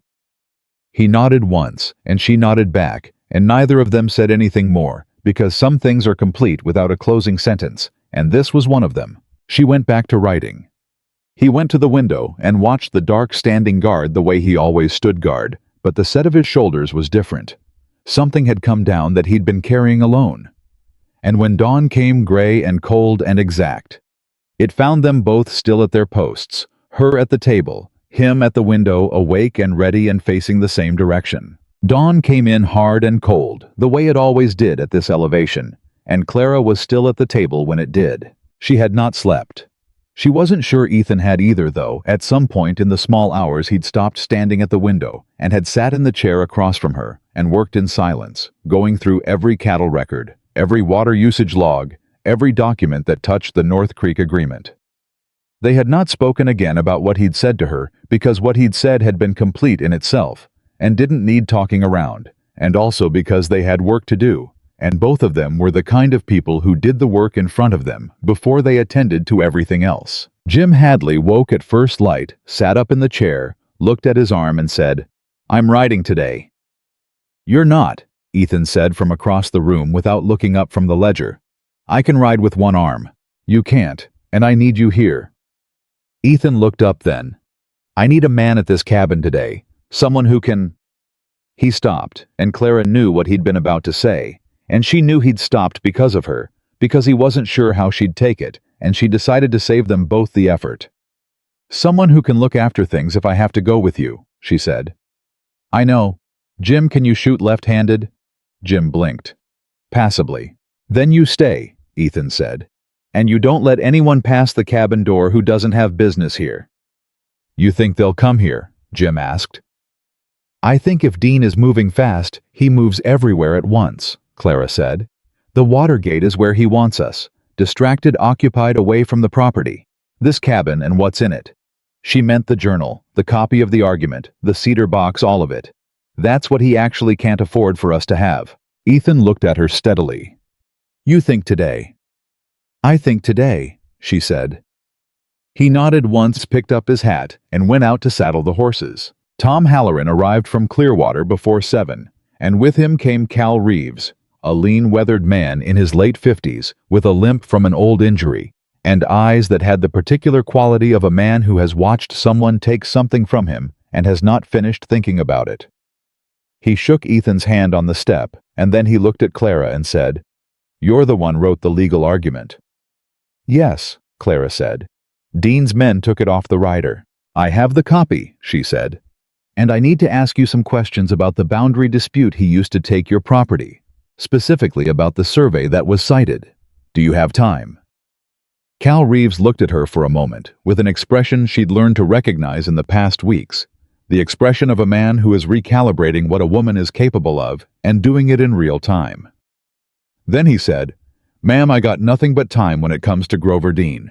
They sat at the table, the four of them, Ethan, Tom, Cal, and Clara, and she went through it with the precision she'd been trained to.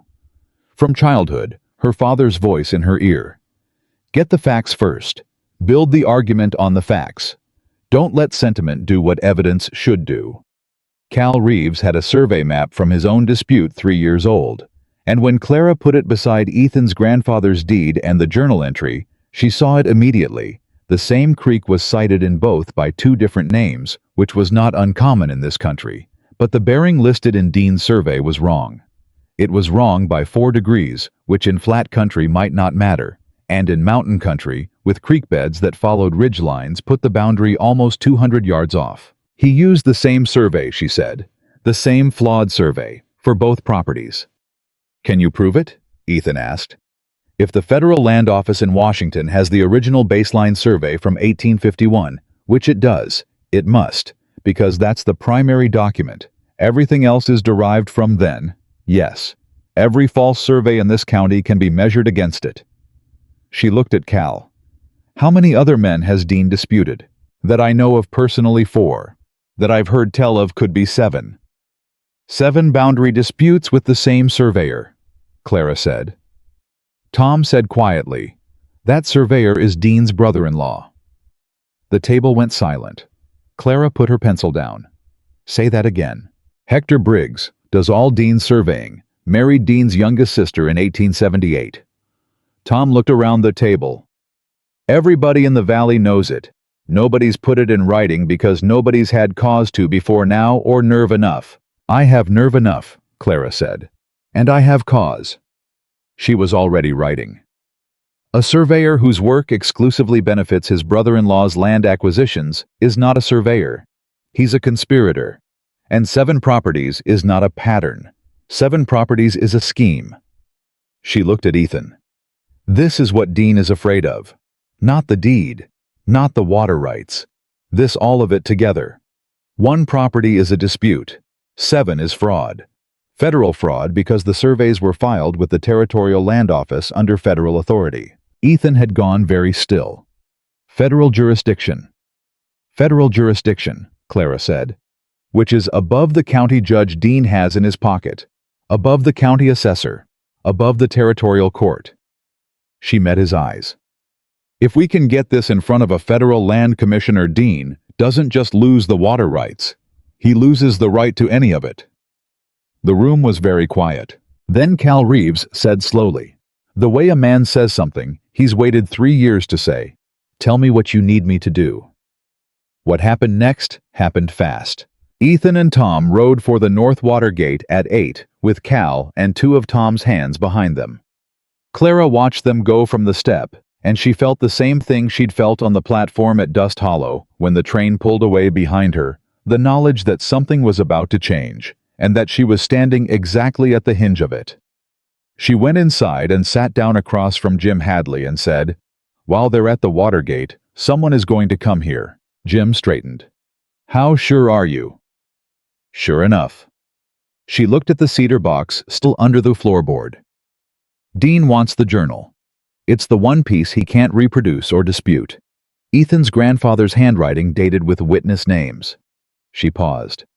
"If someone comes, I'm going to answer the door." "Clara, I'm going to answer the door," she said again, "and I'm going to handle it. I need you to stay in the back room with the cedar box and not come out unless I call for you. Can you do that?" Jim looked at her. He was a man who'd worked this range for 12 years, and he was sitting with a wrenched arm in a borrowed chair, and he looked at this woman from Boston who'd been here less than a month, and something in what he saw made him say, "Yes, ma'am," without another word. She did not have long to wait. At 9:20, a single rider came into the yard. Not Dean's hard men, not the range riders from 2 days ago. This one was different. Polished boots, good coat, a man who worked in offices and understood paper. He had a leather satchel and the careful, neutral expression of someone who has been told to be persuasive. Clara opened the door before he knocked. "Miss Whitmore," he said, which stopped her. He knew her name, which meant Dean knew her name, which meant Dean had done his research on her specifically, and she filed that away because it was important. "My name is Philip Coates. I'm an attorney representing Mr. Grover Dean." "I know who you represent," Clara said. She did not step aside to let him in. "What do you want? I'd like to speak with you privately if I may." He glanced past her into the cabin. "It concerns your situation here, and a proposal Mr. Dean believes would be of genuine benefit to you." "My situation," she said. "You're an unmarried woman living on a man's property without family or legal standing in this county." He said it pleasantly without cruelty, which was worse than cruelty, because it was meant to sound like concern. "Mr. Dean is prepared to offer you passage back to Boston, first class, plus a sum of $200. In exchange for leaving," Clara said. "In exchange for removing yourself from a legal dispute that isn't yours, and that frankly is unlikely to resolve in Mr. Walker's favor." He opened the satchel. "There are papers, a simple affidavit, stating that you have no legal claim to this property, that you're not a party to the dispute, and that I'll go," Clara said. "And in going remove the legal argument, I wrote the copy I kept and the research I've done on 7 fraudulent boundary surveys." She watched his face. "That's what you're actually here for. You're not here to help me. You're here because Dean is afraid of what I know." Coates was good. He barely moved. But she'd been reading rooms full of children for 6 years, and she knew when something landed. Mr. Dean sent range riders to steal documents off a courier in the dark," Clara said. "And then he sent you in daylight with money and manners. That's not a man who's winning. That's a man who's running out of road." She folded her hands in front of her. "You can tell Mr. Dean that I am not a party to this dispute, because I choose not to be. I am here as a free woman on property where I have been offered shelter by the owner. I have no legal obligation to leave, and I have every right under territorial law to assist in the preparation of legal documents on behalf of whoever I choose." She held his gaze. "And you can tell him that the copy is not here." It was a lie. The copy was 6 feet beneath her in a cedar box under a floorboard. But Coates didn't know that. "Miss Whitmore." He tried once more quieter. $200 is a great deal of money for a woman in your position." "My position," Clara said, "is standing on solid ground. Yours is representing a man who commits federal fraud. I'd think carefully about that, Mr. Coates, before you come back up this mountain again." She stepped back. "Good morning." She closed the door. She stood on the other side of it for a count of 10, her mother's 10 counts, and then she called out, "Jim, he's gone. You can come out."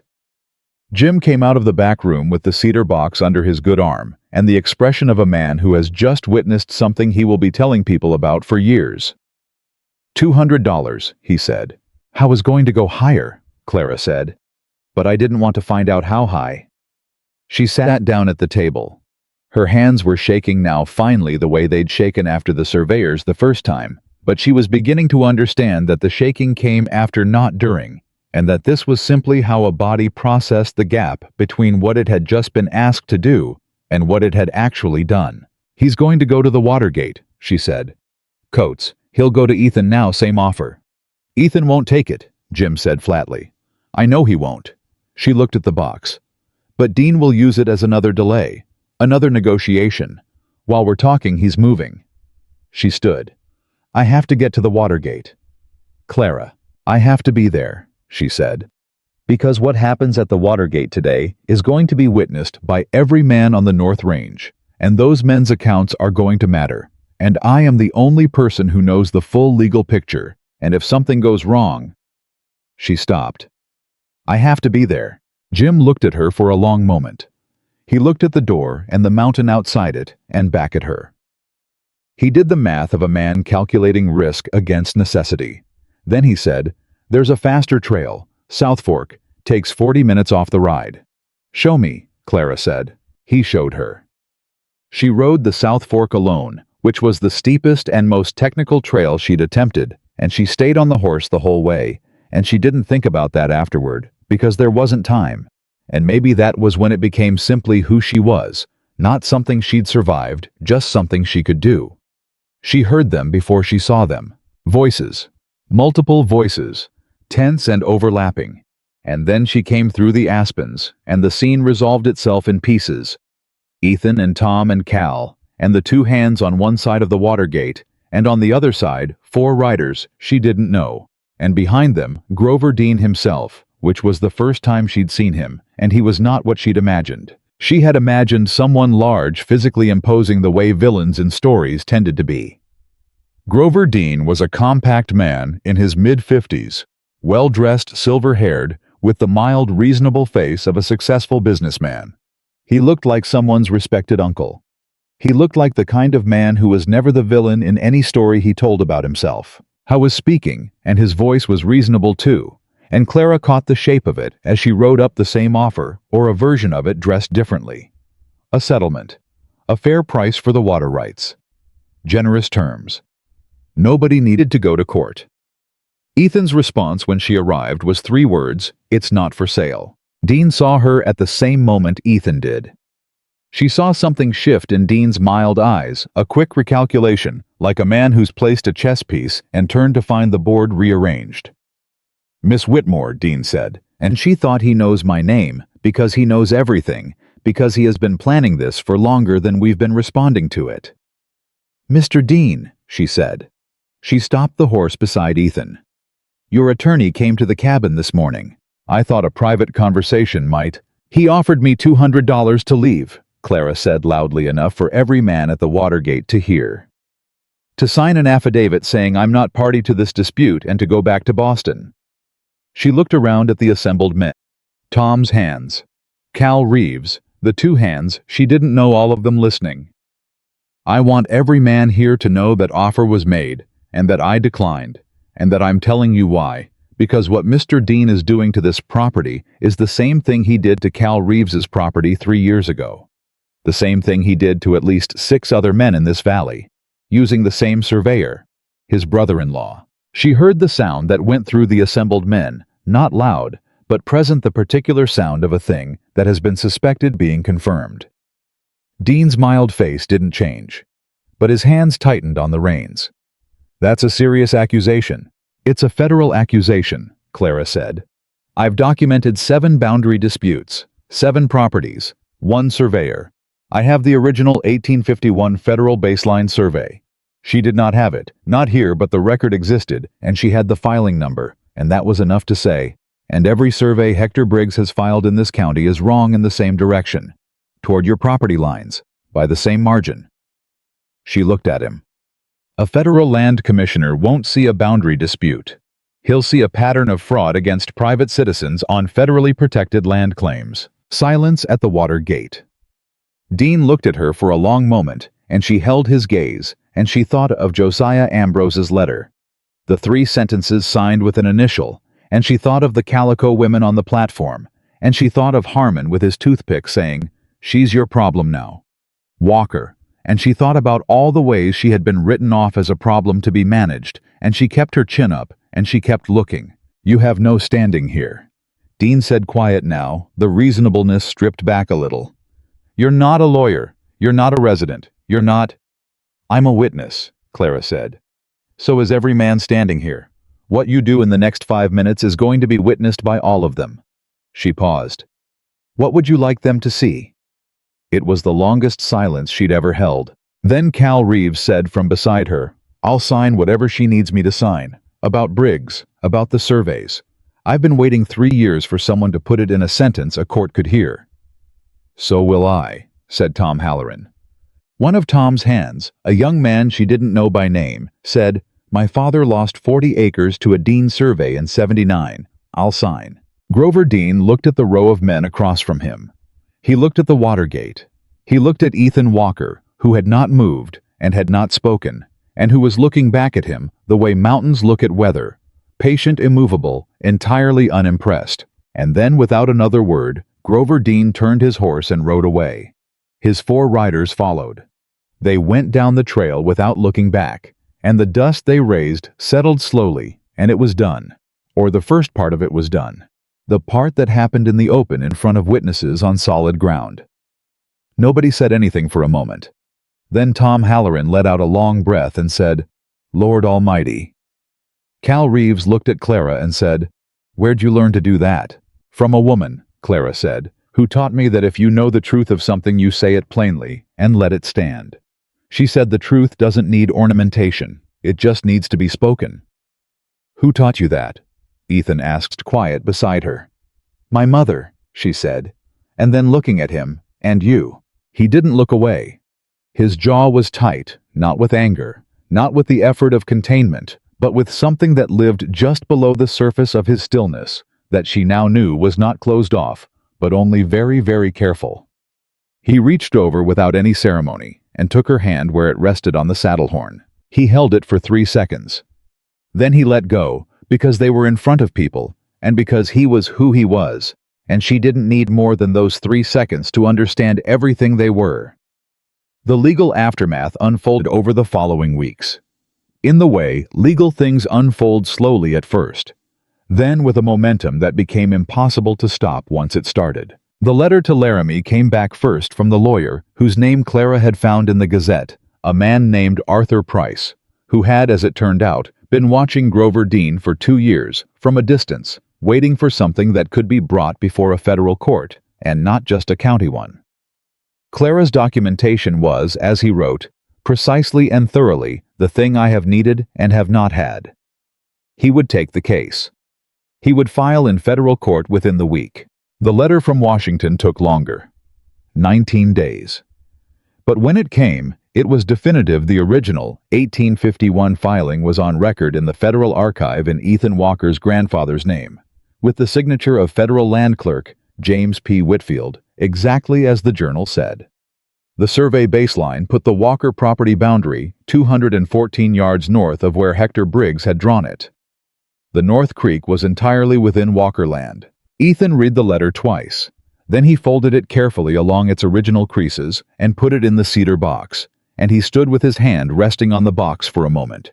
And Clara stood across the room and did not say anything, because this was the kind of moment that deserved its own quiet. He built this place in 1851, Ethan said at last. He was 23 years old. He had nothing. He came out here with a pack horse and a rifle and an idea that a man could own what he built if he built it right. He looked up. He filed that deed because he understood something I forgot for a while. That a thing isn't real until you put it in writing, until you stand in front of someone and say, "This is mine, and here is the proof, and I will not yield it." Clara waited. "I forgot that for a long time," Ethan said. "I thought the land was enough, that what was real didn't need documenting, that a man who knew what he had didn't need to explain it to anyone." He looked at her. "You reminded me. Everything you did, the letters, the argument, the journal. You reminded me that standing on solid ground and being seen to stand on solid ground are not the same thing, and both of them matter." "Your grandfather knew it," Clara said. "He did." Ethan set the cedar box back under the floorboard. I should have learned it from him instead of from a schoolteacher from Boston who showed up in the middle of everything and fixed what I'd let go crooked. He said it plainly without apology, as he said most true things. That's a hard thing to admit to a person. You don't have to admit it to me, Clara said. I was here. I saw it. I know. He looked at her steadily. That's why I'm admitting it. 3 days after the Washington letter. A second letter arrived that neither of them had expected. It was from Boston. In a hand she recognized immediately, thin, careful, the loops of his A's that she'd once loved. Josiah Ambrose. She stood at the table with it for a moment before she opened it, and she was aware of Ethan in the room behind her, not watching, giving her the privacy of his particular kind of attention, which was the kind that turns away and still knows. She opened it. Josiah Ambrose had heard through channels she couldn't trace that she was involved in a significant federal land case in Wyoming. His letter was brief and in its own way revealing. He wrote that he hoped she was well. He wrote that circumstances had proven more complicated than expected. He wrote that if she found herself inclined to return to Boston, he would be glad to assist in her reintegration. The cross-marriage, he noted, had been a practical arrangement and remained so. Clara read it twice the way she had read Dean's assessor's letter, making sure she was reading it right. She was reading it right. The man who had thrown her away was offering to take her back now that she was something. She folded the letter along its crease and held it for a moment, and she thought about the woman who had stood on the platform at Dust Hollow with a ruined veil and $6 and no plan. And she thought about what that woman had believed about herself, that her value depended on being chosen by someone who had power, that love was something you earned through patience and good behavior and the right kind of education and the right kind of letter writing, that a woman's life was the life someone offered her. She put the letter in the stove. It caught immediately. The careful loops of the A's were the first thing to go. She stood there until the paper was ash. Then she turned. Ethan was at the table. He hadn't been watching the stove, but he'd seen her stand up, and he was looking at her now with that absolutely direct gaze she'd come to understand was his only mode of sincerity. "Boston?" he asked. "Boston," she said. He held her eyes, waiting the way he waited for everything, patient, giving her the room to decide, not pushing, not pulling, just present. "He wanted me back," she said. "Now that I'm apparently someone worth wanting." Ethan's jaw tightened. He say that? He implied it politely. She came to the table and sat down across from him. "I burned the letter." Something moved in Ethan's face, fast, strongly felt, and quickly steadied. "Good," he said, and it came out more than he probably intended it to, rawer than his usual register, and he seemed to know it because he looked down at his hands briefly. "Ethan," she said, "I need to tell you something." He looked up. "When I was on that platform," she said, "I thought I had lost everything. I thought the only thing worse than losing the life I'd planned was having no idea what came next. I was—" She paused, choosing the word terrified. Not of the town, not of the men, not of the night. Terrified of not knowing who I was without the plan. She held his gaze. "The mountain took that from me. You took that from me. Not because you explained anything or taught me anything wise. Because you treated me like someone capable of figuring it out, and then you let me figure it out." She was quiet a moment. "I came here to survive. I stayed because this is where I'm real. That's not nothing. That's the whole thing." Ethan was very still. "Clara," he said, and her name in his mouth had that quality again, the one she'd heard first on the night of Tom and Jim, when it had escaped him by accident, plain and certain. "I know what you said," she said. "On the night before the Watergate. I know what you meant. And I need you to know." She put her hands flat on the table, not reaching for him, just placing herself. Being solid. Being here. I am not going to leave. Not for Josiah Ambrose's letter. Not for Boston. Not for $200. A beat. Not for anything that doesn't grow from this mountain. He looked at her hands on the table. He looked at her face. He put one of his own hands over hers, not a grip, not a gesture of taking just the weight of it, the warmth of it, The blunt, honest press of a scarred hand on the hands of a woman who had come from nothing and built something in 3 weeks that would have taken most people a lifetime. "I know," he said. And then very quietly, "I know." The letter from the federal court arrived on a Friday, a clear, ordinary mountain Friday, 3 weeks after the Watergate, and it was addressed to Ethan Walker, property holder of record, and it confirmed the stay on the assessor's order, the opening of a federal investigation into Grover Dean and Hector Briggs for systematic land survey fraud, and the full restoration of the water rights to the Walker property pending final resolution. Ethan read it at the table with Clara across from him, and when he was done, he put it down and he looked at her, and what was on his face was something she didn't have a word for in English, something that lived past relief and past gratitude and past even happiness. Something quieter and more permanent than all of those, the look of a man who has stood on the edge of losing the ground under his feet and has felt it hold. "It held," he said. "It held," she said. And for a long moment, there was nothing but the mountain around them, and the light through the window, and the weight of what they had done together, and the warmth of it, which was not the warmth of comfort, or of words, said right, but the warmth of two people who had stood in the same direction at the same time and had not moved. Nora Hadley came up the mountain that afternoon with pie and a bottle of something her husband had been saving, and Tom Halloran came, and Jim Hadley, with his arm in a proper sling, and Cal Reeves, who said very little, but stayed until last, and shook Ethan's hand at the door with a grip that meant everything he wasn't going to put in words. Clara stood at the step and watched them come and go, and felt something she recognized now, the same thing she'd felt on the first night above the dark town climbing. Not hope. Something under hope. The first plank of a floor. Only now the floor was finished, and she was standing on it, and it was solid, and it was hers. The federal investigation moved faster than anyone expected, which meant Grover Dean moved faster than anyone expected, and the 2 weeks following the court letter were the strangest Clara had known on the mountain.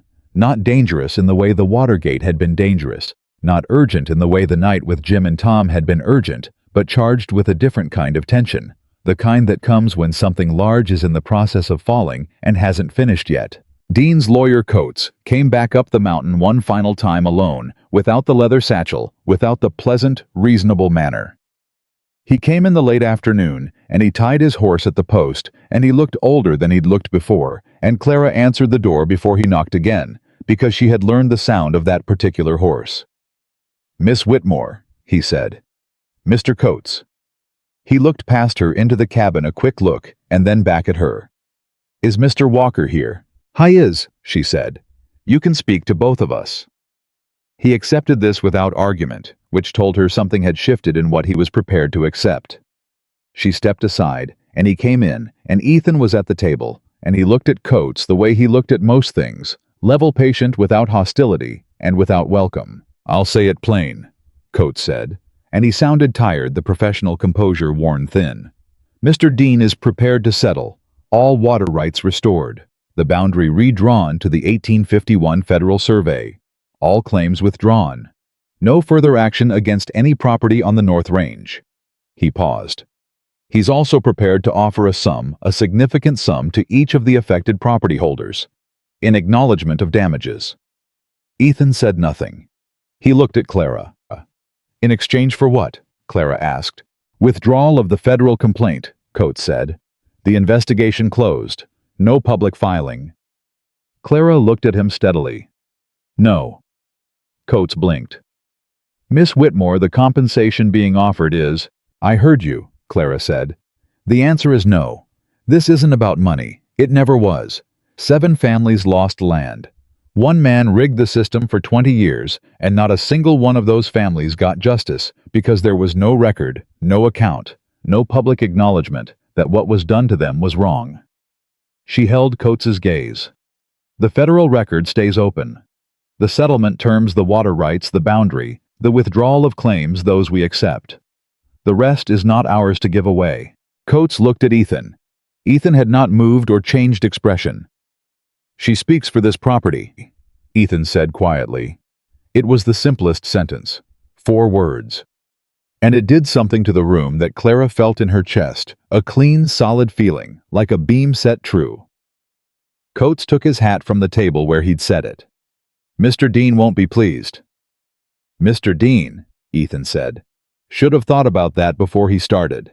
Coates left, and this time, neither of them watched him go. They looked at each other across the table, and there was a beat of silence, and then Clara sat down and put her forehead in her hands for one moment. Not from distress, but from the release of something she'd been carrying at a very particular angle for a very long time. And the release had a sound like a long breath, and a feeling like setting down a weight she hadn't noticed anymore because she'd gotten so used to it. "You all right?" Ethan asked. "Yes." She lifted her head. "I just needed a second." "Take two," he said. She laughed. She hadn't expected to, and it came out real and sudden, and she saw him react to it.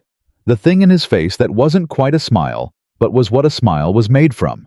The federal investigation formally concluded 41 days after it opened. Hector Briggs surrendered his surveying license and faced a civil penalty.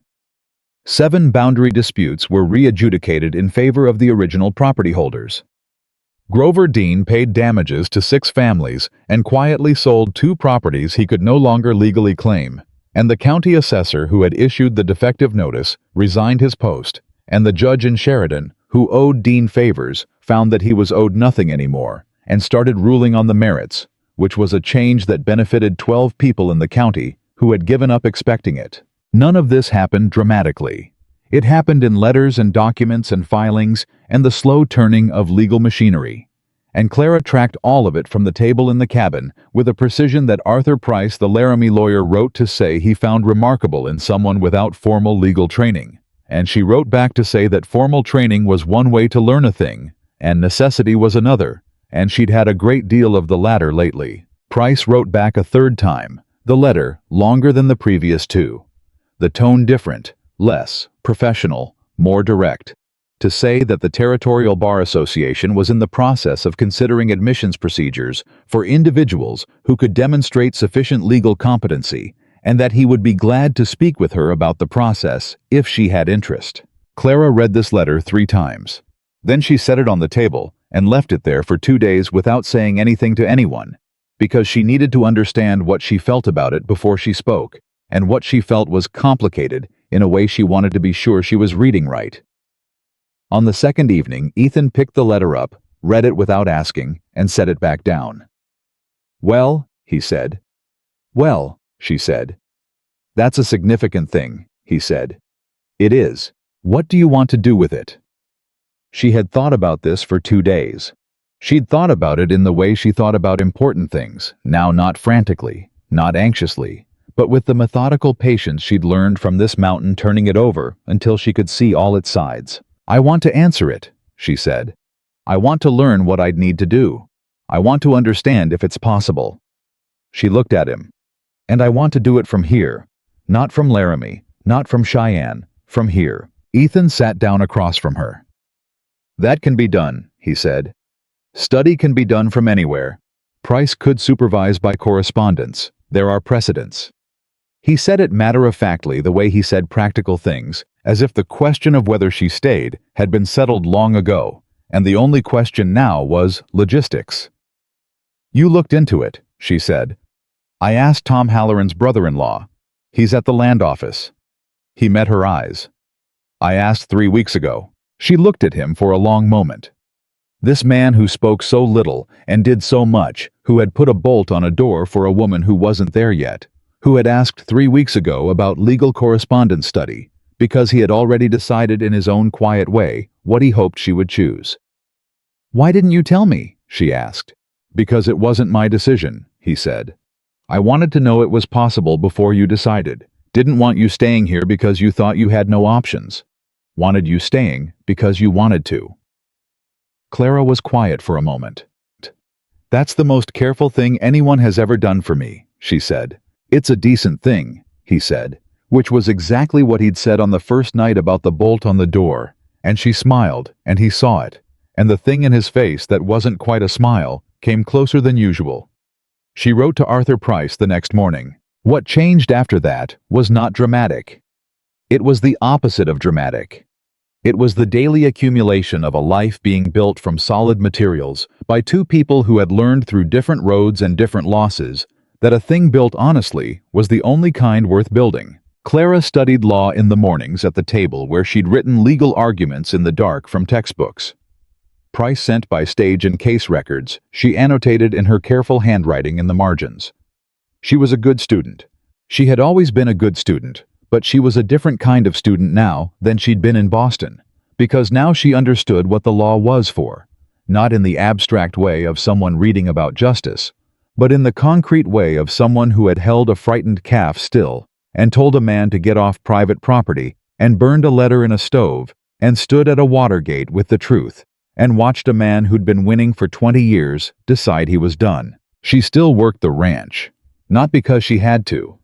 Ethan never once implied she owed him labor in exchange for the roof, but because the work was hers now, in the way the mountain was hers, and because there was something about a day that had both physical work and mental work in it, that made her feel complete in a way she'd never felt in Boston, teaching letters to 8-year-olds, which she had loved, but which had never been the whole of what she had to give. Ethan learned things too, though he would not have put it that way. He learned to say more. Not much more, he was not, and would never be a man of many words, but the particular kind of more that mattered, which was not quantity, but honesty. He had spent 11 years living on this mountain, speaking only what was necessary, and keeping everything else behind the door he'd built after his wife left, and Clara had not knocked that door down. She had simply been present long enough and steadily enough that one day he'd noticed the door was open, and he couldn't remember leaving it that way, and he'd decided not to close it. He told her about his wife. Not all at once, not in a long confession, but in pieces over weeks, the way he told everything set down plain and then left to sit. Her name had been Margaret. She had been warm and funny and city-bred, and she had tried to love the mountain and found she couldn't, and Ethan had watched her grow unhappy and had not known how to help her without becoming someone the mountain wouldn't recognize. And eventually, he had chosen the mountain, or she had chosen to leave, or some combination of the two that he'd never fully untangled and had stopped trying to. He had believed for 11 years that the fault was his entirely, that he was built wrong for loving anyone. He told Clara this on a Tuesday evening while they were at the table after supper, and she listened without interrupting, and when he was done, she was quiet for a moment, and then she said, "You weren't built wrong. You were just with someone who needed a different kind of life. That's not the same thing." "Maybe," he said. "Not maybe," she said. "I know you, Ethan. I've known you long enough to know what you are and what you aren't. You are not a man who doesn't know how to love. You are a man who loves very carefully and very seriously, and doesn't do it until he's certain, and that is—" She paused. "That is exactly the kind of loving worth waiting for." He looked at her for a long time. "Clara," he said. "I know," she said. "No," he said. "Let me say it." He put his hands flat on the table the way she'd done on the night at the Watergate, the gesture she'd made her own, and that he'd adopted without knowing it.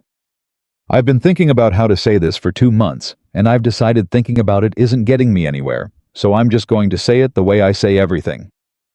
He met her eyes directly without flinching, without the guard she'd spent weeks learning to see behind.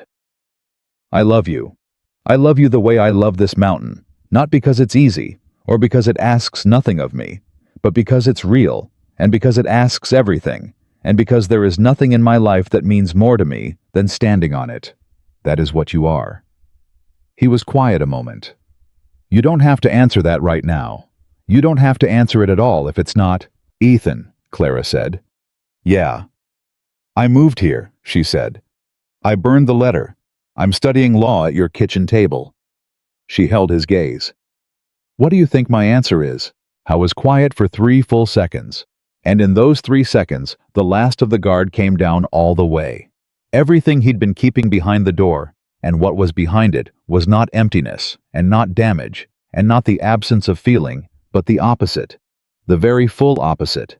A man who felt things deeply and carefully and permanently, and who had kept all of that behind the door because he'd been afraid that letting it out meant losing it.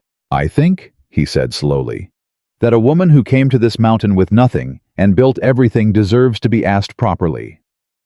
"Then ask," Clara said. He stood up. He came around the table. He stood in front of her, and he was very tall and very certain, and his eyes were the same dark brown they'd been on the platform the first day, and they had not changed. Only she could read them now all the way through. He didn't kneel because he was Ethan Walker, and kneeling was not his natural mode. He stood and he held out his hand, and when she put hers in it, he held it the way he held things he valued, not tight, not possessive, just present with his whole attention. "Clara Whitmore," he said, "will you stay?" It was not by any convention she'd been raised on a formal proposal. It had no ring, no speech, no borrowed poetry, no performance. It was a man who had lived alone for 11 years, asking the woman who had changed what alone meant for him to make it permanent in the most honest words he had, which were also the simplest. "Yes," she said, "I'll stay." He pulled her up from the chair and held her the way he did everything deliberately with his full strength and his full attention, and without any of the things that weren't real. She put her hands against his chest and felt his heartbeat slow and steady. The same heartbeat she'd felt through his vest on the horse on the first night, and she thought this was already familiar before I knew it would be this. The mountain was very quiet around them. The summer evening came through the window warm and gold, and neither of them said anything more, because everything had been said that needed saying, and the rest was simply this: two people standing in the home they'd decided on together, with the whole of it still ahead. What came next was not an ending. That was the thing about the mountain. Clara had learned the true thing underneath all the other true things. It didn't end. It continued. It asked you every morning to get up and do the work and face what was in front of you. And if you did that enough days in a row, what you had was not a conclusion, but a life. There was a wedding in October, simple and deliberate, and entirely theirs. Nora Hadley organized it without being asked, and then pretended she hadn't in the way of women who do necessary things, and know they are necessary, and don't require credit for them. Tom Halloran stood up with Ethan. Clara had no family to invite, which she had thought would be a sadness, and found instead was a kind of freedom. She had chosen every person in the room, and every person in the room had chosen her. And that was something very different from the assembly of obligation she'd grown up watching perform affection at family occasions. Jim Hadley came with his arm fully healed and danced with Nora until Nora's husband looked mildly concerned and then considerably more concerned. Cal Reeves came from Clearwater and brought his wife, a small, quiet woman named Grace, who embraced Clara at the door and held on for a moment longer than convention required and said into her ear, "Thank you for what you did. For all of us." And Clara held on too, because Grace didn't need to say more than that, and Clara didn't need to answer more than the holding. Arthur Price sent a letter from Laramie. It arrived the morning of the wedding, which Clara considered either very good timing or very Price-like, because he was a man who understood the weight of a moment. He wrote to say that the Territorial Bar Association had accepted her application for a supervised reading program, and that upon completion of the required study period and examination, she would be eligible for admission, and that he looked forward to collaborating with her on the Dean case follow-ups and any future matters she might care to bring, and that he suspected the North Range had found itself a formidable advocate. She showed the letter to Ethan before the ceremony. He read it and handed it back and said, "I always thought the cabin needed a library." She looked at him. "Second room," he said. "Used to be my sister's. We can put shelves on 3 walls." He was perfectly serious. A woman studying law needs a proper library. The table works for now, but it won't work forever. "You've been thinking about shelves," she said. "Since August," he said. She stood there for a moment, holding Arthur Price's letter, and looking at this man who thought about shelves and bolts on doors and legal correspondence programs and all the quiet ways a life could be built to hold the person who was going to live in it. "You know," she said, "when I was on the platform in Dust Hollow, I thought my life was over." "I know," he said. "I thought the worst thing that had ever happened to me was happening." "I know." "It was the best thing," she said. "I understand that now. It was the best thing." He nodded once the way. He nodded when something was simply true and didn't need more words. They were married that afternoon under the autumn sky with the North Range spread below them and the mountain holding them up the way it always had. Months passed. Seasons turned in the way of mountain seasons which were not gentle about it. The winter was hard, and the spring was wet, and the summer came back around as it always did, and Clara Whitmore Walker, she had taken his name with the same straightforward deliberateness with which she'd taken everything that was hers on this mountain, sat at the table in the cabin, and opened her law books and worked. She passed the bar examination on her first attempt. The letter from the Territorial Commission came on a Thursday, and she was alone when it arrived, and she read it standing at the door, and then she sat down on the step in the summer morning and put her face in her hands, not from sorrow, not from relief exactly, but from the full weight of it. This thing she had not known to want. 4 months ago, this thing the mountain had made possible. This thing she had built out of documents and letters, and a legal gazette, and a man who believed she was capable of it before she believed it herself. She was still sitting there when she heard Ethan's horse in the lower field, and she didn't move, and when he came around the side of the cabin and saw her sitting on the step with the letter in her lap, he stopped and looked at her face and read it the way he read most things now, accurately and immediately. "You passed," he said.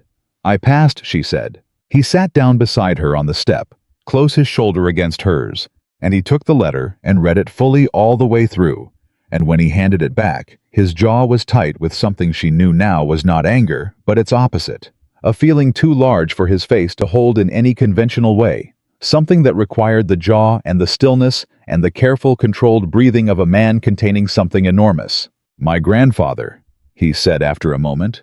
"He filed that deed in 1851 because he understood that what you build has to be documented to be real." He was looking out at the valley, at the mountain, at the property that was theirs. "You filed yours today." Clara looked at the letter. She thought of the platform, the veil in the dust, the note in the boy's wrong, gentle voice. She thought of the calico women and Harmon's toothpick, and the $6 that were all she'd had, and she thought of a tall man stepping out of the shade of the water tower and asking, "Do you have somewhere safe to go tonight?" She thought of everything she'd been, and everything she'd become, and the extraordinary, unlikely specific shape of the road between the two. "I came here with nothing," she said. "You came here with everything," Ethan said. "You just didn't know what it was yet." She leaned her head against his shoulder. He put his arm around her, warm and solid and present, and they sat on the step of the cabin that was theirs, on the land that was theirs, in the life they had chosen together, with their eyes open and their hands steady and their full understanding of what it had cost and what it had been worth. Far below the North Range, spread wide in summer gold, the creek ran clear through the pasture where the cattle moved. The aspens were loud with wind. A hawk crossed the open sky and was gone over the ridge. There was work to do. There was always work to do. The east fence needed checking, and there were 2 new calves who required attention, and a letter from Cal Reeves about a neighbor's boundary dispute that Clara had promised to look at, and Arthur Price had written about a case in Sheridan that needed someone who knew this county and knew land law and knew what it felt like to stand on ground you had earned. There was all of that, and there would be more, and none of it would be easy, and that was fine, because neither of them had ever needed easy. They had only ever needed real. And this was real: the mountain and the morning, and the letter in her hand, and the man beside her, and the life they had built not from promises, and not from what someone else offered them, but from 2 people who had each lost the life they'd planned, and had the courage to build something better from what remained. The woman who had been abandoned on a platform in a dusty western town had come to the mountain with nothing, and had built a home, a purpose, a future, and a love that no one had given her and no one could take. She had built it herself. With her own hands, her own mind, her own stubborn unwillingness to be only what the worst day of her life said she was. And she was still building. That was the thing about a life worth living. It didn't end with a rescue. It didn't end when the villain was defeated, or the papers were signed, or the right man finally said the right thing. It ended, if it ended at all, only when you stopped choosing it. Clara Walker looked at the letter in her hand, at the name written there in official ink that was hers now and had been earned, and she chose it.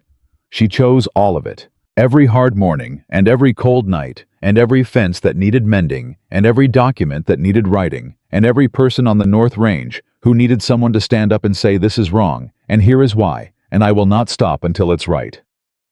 She chose the mountain which had never once been easy and had given her everything. She chose the man beside her who had asked, "Do you have somewhere safe to go?" and had meant it with his whole life. She chose herself, the woman she had become, in the space between the platform and this step, the woman who had learned that strength was not something you were born with, but something you grew in the exact shape of what the world asked you to survive. And the mountain held them the way it always had, the way it always would. Solid. Unmovable. Home.